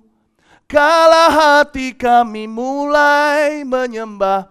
Berkat-Mu atas kami, Tuhan. Berkatnya bukan vertikal diturunkan, berkat-Mu atas kami itu dibagikan. Berkat-Mu atas kami. Dalam memberkati, kita diberkati. Dan kita diberkati ketika seseorang memberkati. Ini cawan yang pertama, kalau kita baca ayat ini, kita terkecoh seringkali Yesus hanya minum sekali. Enggak. Di dalam ayat ini aja Yesus minum 2 kali. Cawan pertama tidak diminum. Cawan pertama diestafetkan. Nyok. Setiap kali kita pertemuan, selalu ada sebuah urapan yang bukan untukmu, tetapi melaluimu untuk orang lain. Anda tidak boleh pulang bawa mana itu ke rumah dan busuk nanti ada cacingnya. Anda tidak boleh bawa anggur itu ketika pulang ke rumah jadi bau fermentasinya. Dan urapan itu akan menjadi penghalang untuk Tuhan urapimu lain kali. Kalau Anda tidak berikan hari ini. Sehingga suatu hari ketika Anda berkata, berikan padaku hari ini makananku secukupnya. Bagaimana makanan kemarin yang kau tidak serahkan kepada orang yang lain, dengan demikian kau serakah semua untuk dirimu. Itulah sebabnya blessing cannot come down until you desire to be used by God. Dalam CG, berkat tidak bisa turunkan kecuali kalau Anda rindu dipakai Tuhan. Dan dibagikan tidak selalu harus sharing. Semua orang mau posisi itu, khotbah bukan? Nggak selalu harus pemimpin pujian, penyembahan. Tapi bisa sesederhana mungkin yang saya pun diajari Tuhan dari bawah, sekalipun dulu bukan namanya Connect Group. Dulu di tempat saya pertama kali lahir baru namanya Care Group. Saya ngerti apa artinya. Setiap kali saya datang dari sejak saya lahir baru umur 18 tahun itu saya mengerti hati Allah. Bahwa kalau saya ikut ke Care Group ini maka harus ada sesuatu kontribusi dariku untuk Tuhan Yesusku. Tapi bukan Tuhan Yesus yang menerimanya, karena Tuhan Yesus punya segalanya, aku harus berikan itu ke anak-anaknya. Apa yang bisa aku lakukan? Saya jemput orang, itu adalah ministriku. Pumpung saya punya mobil. Saya jemput mereka. Saya jemput seorang namanya Jeffrey dulu, orang Malaysia, lalu di sebuah retreat dia ditangkap Tuhan, bukan waktu CG, untuk Care Group. Jeffrey melihat Yesus, dia bukan orang Kristen. Dia bahkan dari ras tertentu yang tidak boleh terima Yesus. I remember that. Saya bawa satu orang lagi. Satu persatu saya bawa. Ministry saya simple, gak berkhotbah. Tapi saya selalu punya sebuah cawan yang saya estafetkan. Ini bukan untuk gua Mimi. Ini bukan untuk aku minum. Buang mahkota, kata Wahyu. Serahkan cawan itu. Lihat nanti ya, Anda pergi ke bisnismu, ke pekerjaanmu, ke kehidupan sehari-harimu, Anda lihat, kok bisa Tuhan menyertai aku? Karena engkau memiutangi dia kemarin hari Selasa. Tangkap ini ya. Ini cawan tidak diminum sama Tuhan. Tapi kita lompat sebentar, nanti kita kembali ke ayat 19 kita lompati sampai ayat 20 karena ini cawan kedua. Coba lihat. Demikian juga dibuatnya dengan cawan yang sesudah makan. Oh sorry, 19 saja dulu, nggak apa-apa. Ikuti aja. Saya jelaskan sekarang. Tapi jangan lupa ya, cawan pertama saya jelaskan, nanti kita ke cawan kedua, lalu kita selesai. Saya akan selesai di ayat 20, ayat 19. Lalu ia mengambil roti, garis bawahi. Ia mengambil roti. Ya. Cawan pertama kan sudah dikasih orang lain. Lalu dia ambil roti, mengucap syukur, memecah-mecahkannya dan memberikannya kepada mereka. Katanya, inilah tubuhku yang diserahkan bagi kamu, perbuatlah ini menjadi peringatan akan aku. Garis bawahi, ia mengambil roti. Ya, di garis bawahi itu. Di dalam CG, roti harus dibagikan. Pertama-tama maknanya rohani. Roti adalah bagi orang yang lapar secara rohani.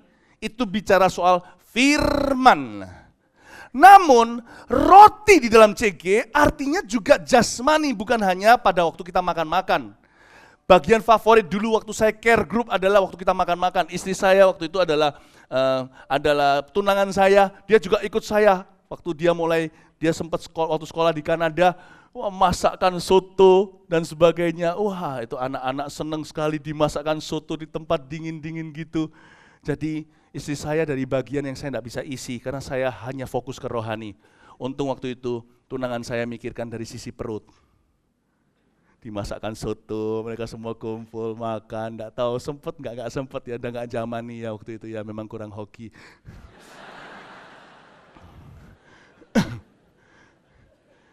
I think it's beautiful gitu, ada makan-makan, tapi nggak harus selalu makan-makan. Cukup kasihan juga kalau ada orang yang datang sekolah itu karena pas-pasan beasiswa contohnya. Lalu semua teman-teman yang agak punya gitu, lalu semua makan-makan selalu gitu, kasihan. Gitu juga akan akhirnya miris-miris sekali orangnya, karena dia mau pergi, duit keluar terus. Enggak, dikira nggak kompak, teman-teman juga kurang peka. Ayolah makanlah, nggak harus. Ya, jadi CG juga bisa terjadi tempat di mana salah paham. Jadi orang ada yang nggak ke CG gara-gara situ makan-makan terus ke restoran, gua nggak level lah. Ya harus peka ya gitu-gitu ya. Tapi tolong gini, roti yang pertama itu roti rohani. Tapi roti di sini juga jasmani. Itulah sebabnya di dalam CG saya kasih sebuah hikmat Allah. Di CG jangan pinjam-pinjam uang ya, jangan pinjam-meminjam. Please, CG bukan tempat untuk dapat investor atau dapat bank kerajaan surga. Lalu pinjam, jangan. Tapi kalau memang Anda berniat memberi, beri.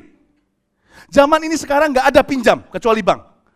Siapa yang Anda pinjami, siap-siap nggak kembali. Karena itu hapuskan dalam kamus, di dalam ber-CG. Kalau ada orang mau pinjam, pikiranmu hanya satu. Gua kasih atau enggak? Berdasar itu kau terima atau tolak. Enggak ada namanya pinjam. Boleh enggak aku pinjam 10 juta? Tapi kita melihat, mungkin aku ditipu. Mungkin. Tapi kalau Anda tergerak, ya sudah sekalipun ditipu. Tapi jangan sampai ditipunya konyol. Pinjam, kalau Anda pinjamin, Anda masih punya ekspektasi kembali. Dan ekspektasi tinggi sekalipun enggak pakai bunga. Itu yang menjadi cikal bakal kecewa. Jadi kalau ada orang minta 10 juta, kalau Anda punya 10 juta, Anda kalau mau pinjamkan kepada dia, kembalikan pelan-pelan, dalam hatimu sudah terasa, nggak akan kembali, ya nggak apa-apa.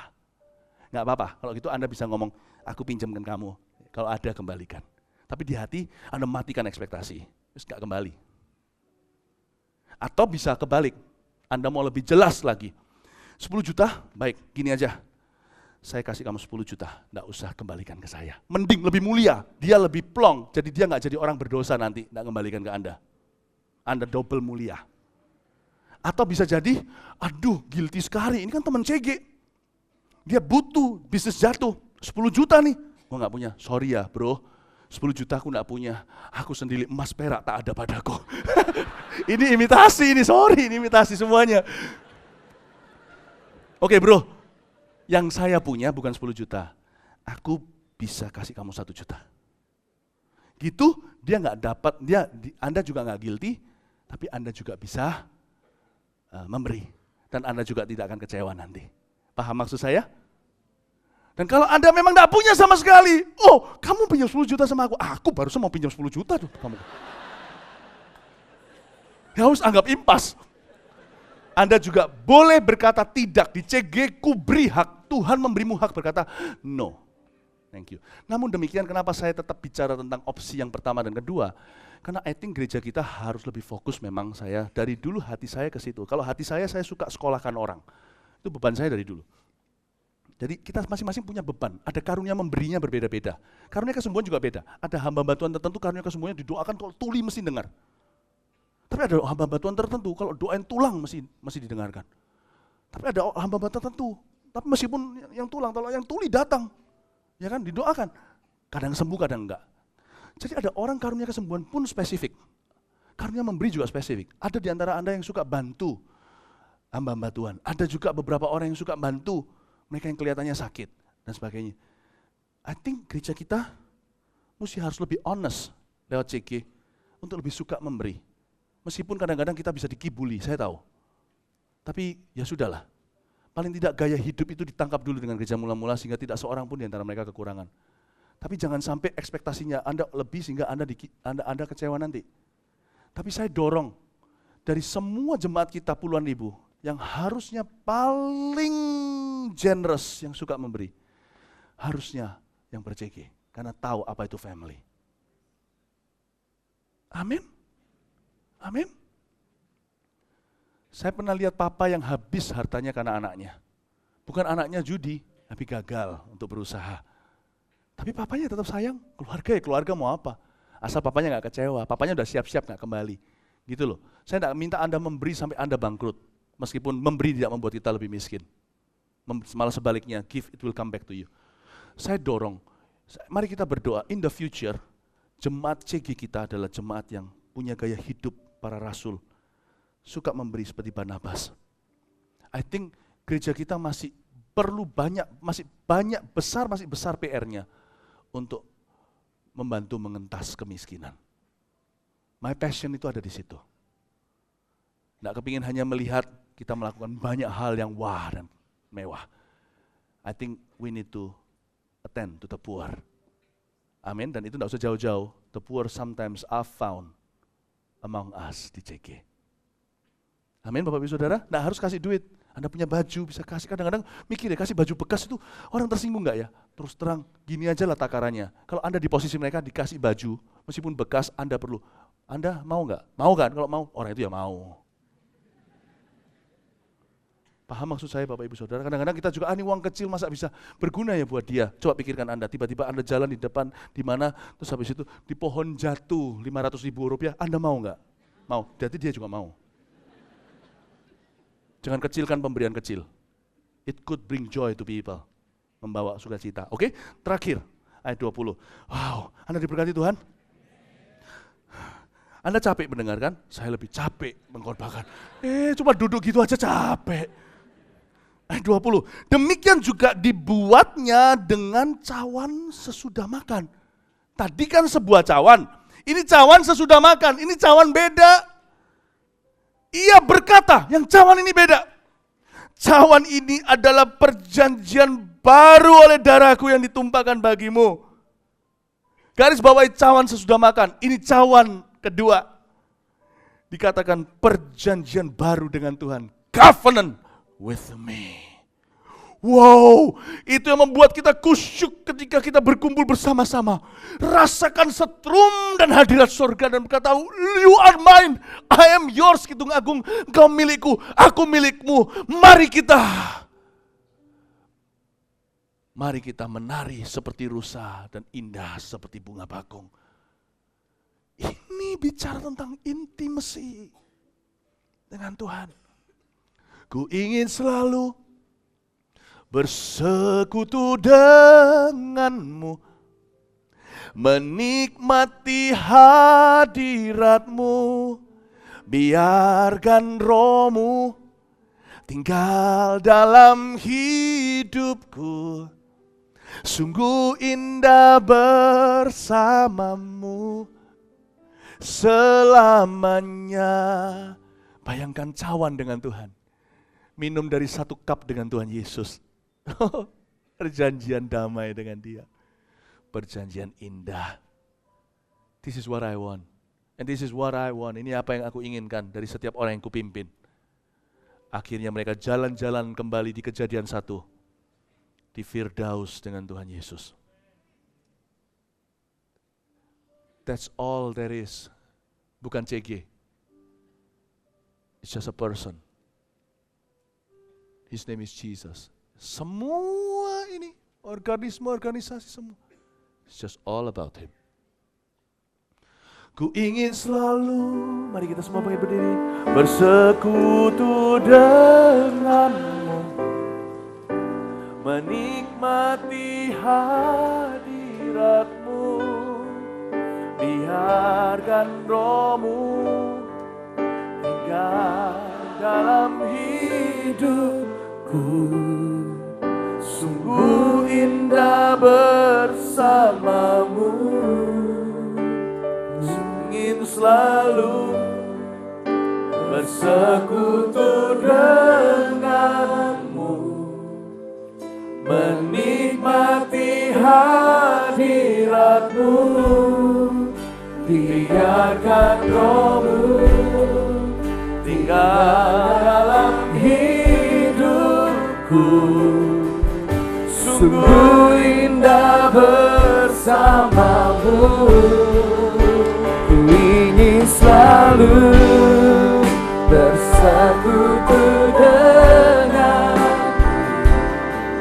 menikmati hadiratmu, biarkan rohmu tinggal dalam hidupku, sungguh indah bersamamu selamanya. Redo, pilihkan satu lagu yang lain, siapkan itu. Ingat, cawan kedua bukan untuk dibagikan. Ada cawan yang exclusively yours, secara eksklusif. Dan cawan ini harus diminum, diteguk, tidak boleh dibagikan ke yang lainnya. Intimacy, nggak ada orang ketiga. Waktu saya dengan Tuhan Yesus, semua yang lainnya bayangan. Ini adalah sebuah panggilan pernikahan anak domba. Inilah sebuah panggilan untuk intim dengan Allah. Setiap anggota CG waktu masuk hadirat gitu, nggak ada pemimpin, nggak ada anggota. Setiap orang berlomba sendiri-sendiri. Ini adalah cawan yang harus kau minum. Eksklusif cawan untukmu. Jangan dibagikan. Keintiman dengan Tuhan adalah hakmu yang termulia pada pohon kehidupan. Dan malam ini saya minta setelah kita menerima semuanya ini, just forget everything. Bukan the teaching, forget your right and left, kanan kiri. Just be with the Lord. Be still with the Lord. Masuk lebih dalam. Dan Masuk lebih dalam. Masuk lebih dalam. Ku hampiri tatanya. Hampiri.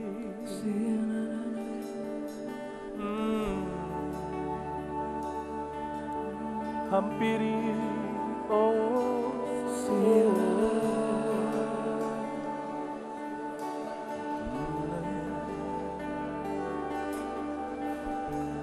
ku hampiri Kau di tatamu, oh Tuhan.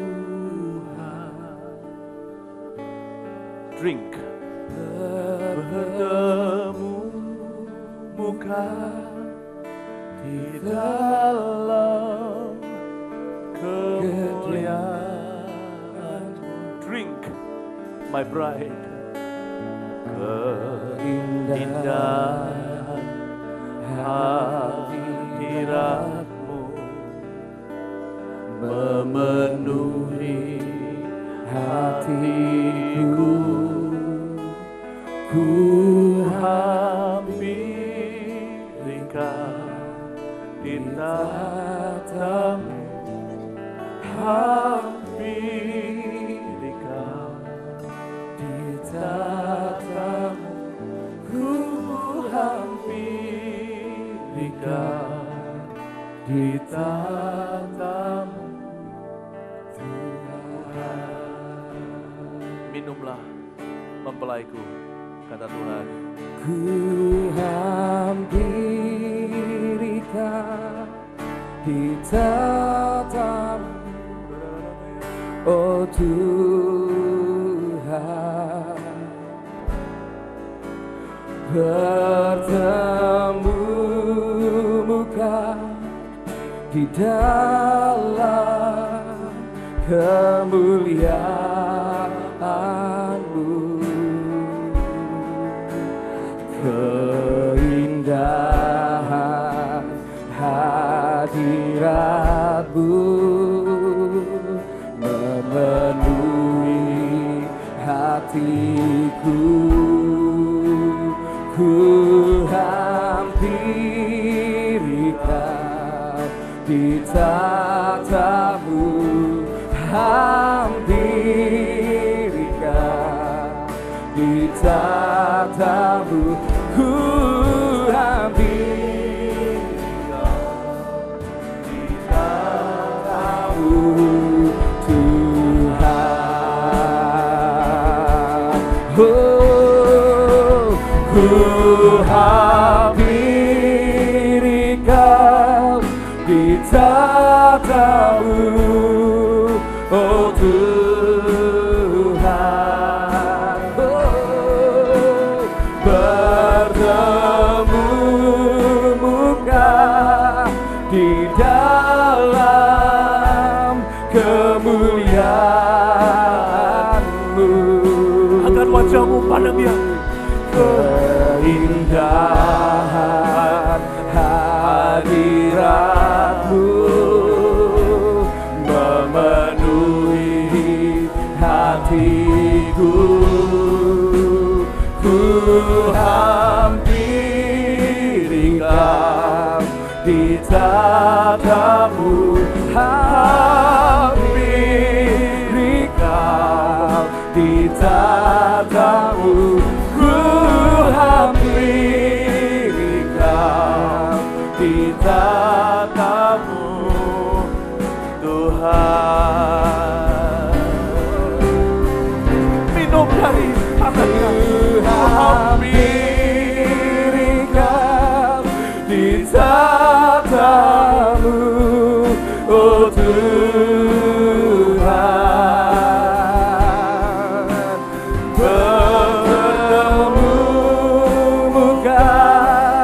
Di dalam kemuliaan. Minumlah dari tahtanya. Segala letih lesumu pun akan lenyap dan sirna.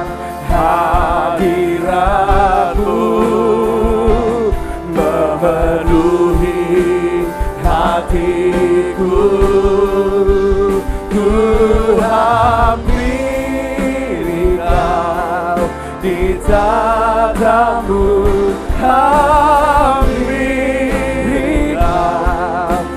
tatamu ku ambilkan, di tatamu Tuhan.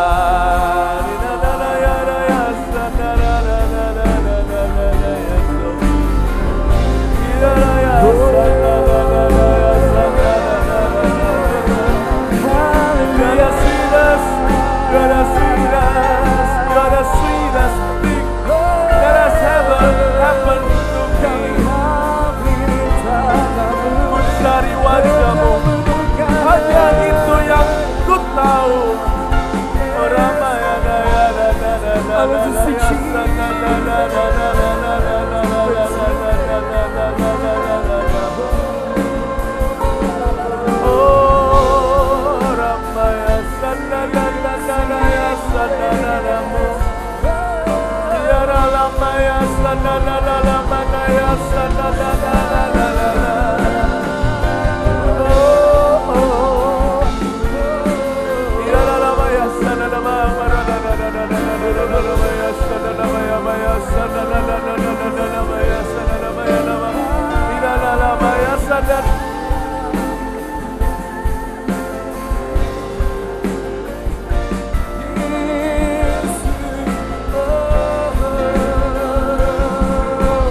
Bertemu muka dengan muka, tenggelam di dalam kasih-Mu Bapa. Oh Tuhan, ku rindukan selalu diam dalam bait. Bertemu muka dengan muka, tenggelam di dalam kasih-Mu Bapa. Oh Tuhan, ku rindukan selalu diam dalam bait-Mu.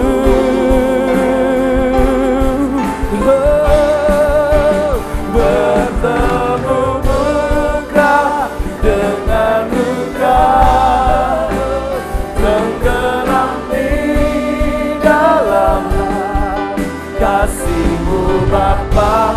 Oh Tuhan, ku rindukan selalu diam dalam bait-Mu. Bertemu muka dengan muka, tenggelam di dalam kasih-Mu Bapa. Oh Tuhan, ku rindukan selalu diam dalam bait-Mu.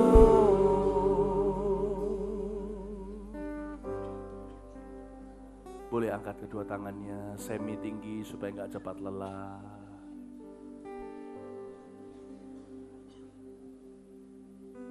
Saya melihat lebih banyak orang lagi yang glowing di dalam Tuhan. Satu lagi tiba-tiba menyala, satu lagi menyala. Dan di antara mereka pemimpin-pemimpin utama, mereka yang lelah, letih lesu, sekarang mengerti hanyalah sebuah hadirat yang dicari. Indah, kuknya ringan dan enak.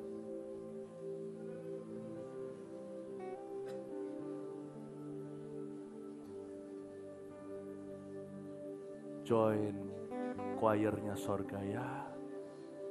Nyembah tidak harus dengan terlalu banyak jreng-jreng instrumen.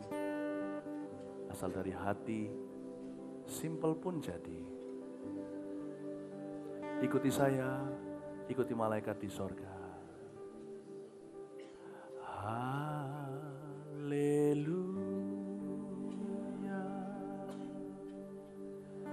haleluya,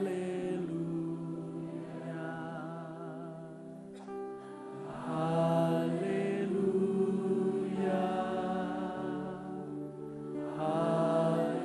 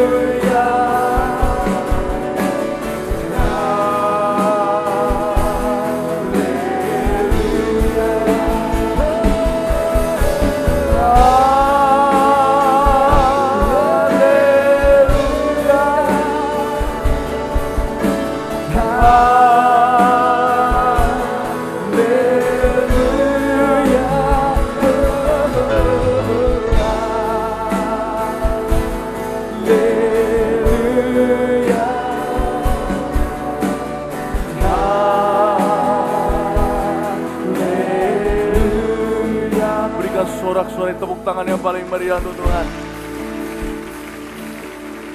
Oh,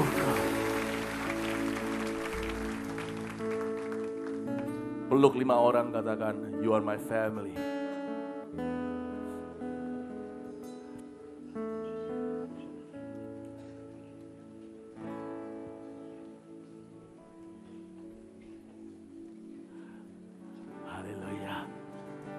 Sekali lagi beri tepuk tangan bagi Tuhan.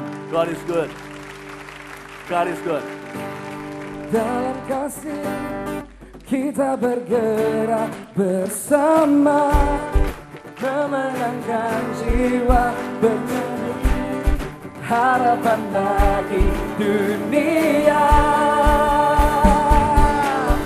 Dalam iman kita akan menang bersama, beritakan namanya, bertumbuh dalam Kristus dan gerejanya.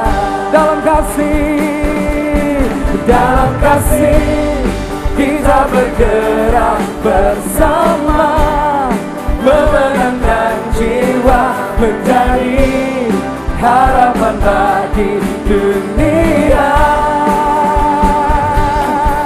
Dalam iman kita akan menang bersama, beritakan namanya, bertumbuh dalam Kristus. Sambil bergandeng tangan sama-sama dalam kasih. Dalam kasih kita bergerak bersama, memenangkan jiwa menjadi harapan bagi dunia.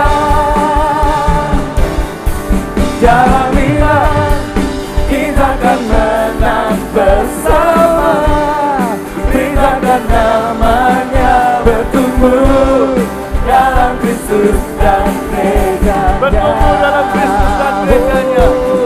Bertumbuh dalam Kristus dan gerejanya.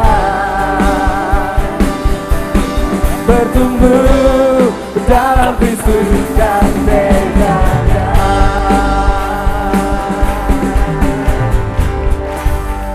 Beri kemuliaan sekali lagi untuk Tuhan kita. Terima kasih padamu Tuhan, pada malam hari ini Tuhan, kami sungguh Tuhan boleh merasakan akan hadirat-Mu. Engkau hadir di tengah-tengah kami, Engkau sungguh Tuhan memuaskan setiap daripada kami.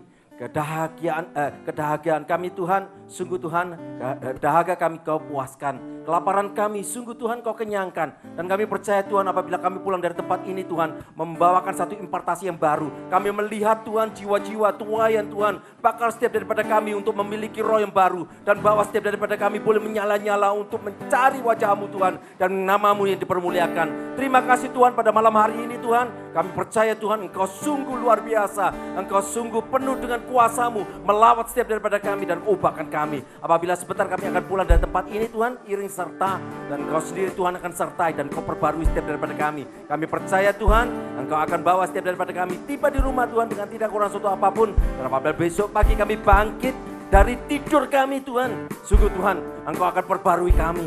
Bawa setiap daripada kami Tuhan untuk memuji menyembah-Mu. Engkaulah Raja di atas segala raja. Biarlah nama-Mu dipermuliakan melalui kehidupan kami. Kau ubahkan kehidupan kami tak akan sama lagi. Kau sungguh dahsyat pada malam hari ini. Kami percaya Tuhan kebangkitan-Mu sungguh kami bawa Tuhan. Dan biar nama-Mu sungguh dipermuliakan. Terima kasih Tuhan. Angkat kedua tangan-Mu jemaat. Pulanglah dengan segala puji dan sembah. Biarlah engkau boleh diberkati oleh Allah Bapa, Allah Putra dan Roh Kudus. Engkau akan dinaunginya dan engkau akan dibenteraikannya. Engkaulah para pemimpin yang mulai dari sekarang sudah diurapinya. Dan engkau akan terus berdiri tegak untuk memuliakan namanya. Mulai dari sekarang sampai Maranatha. Yang percaya katakan.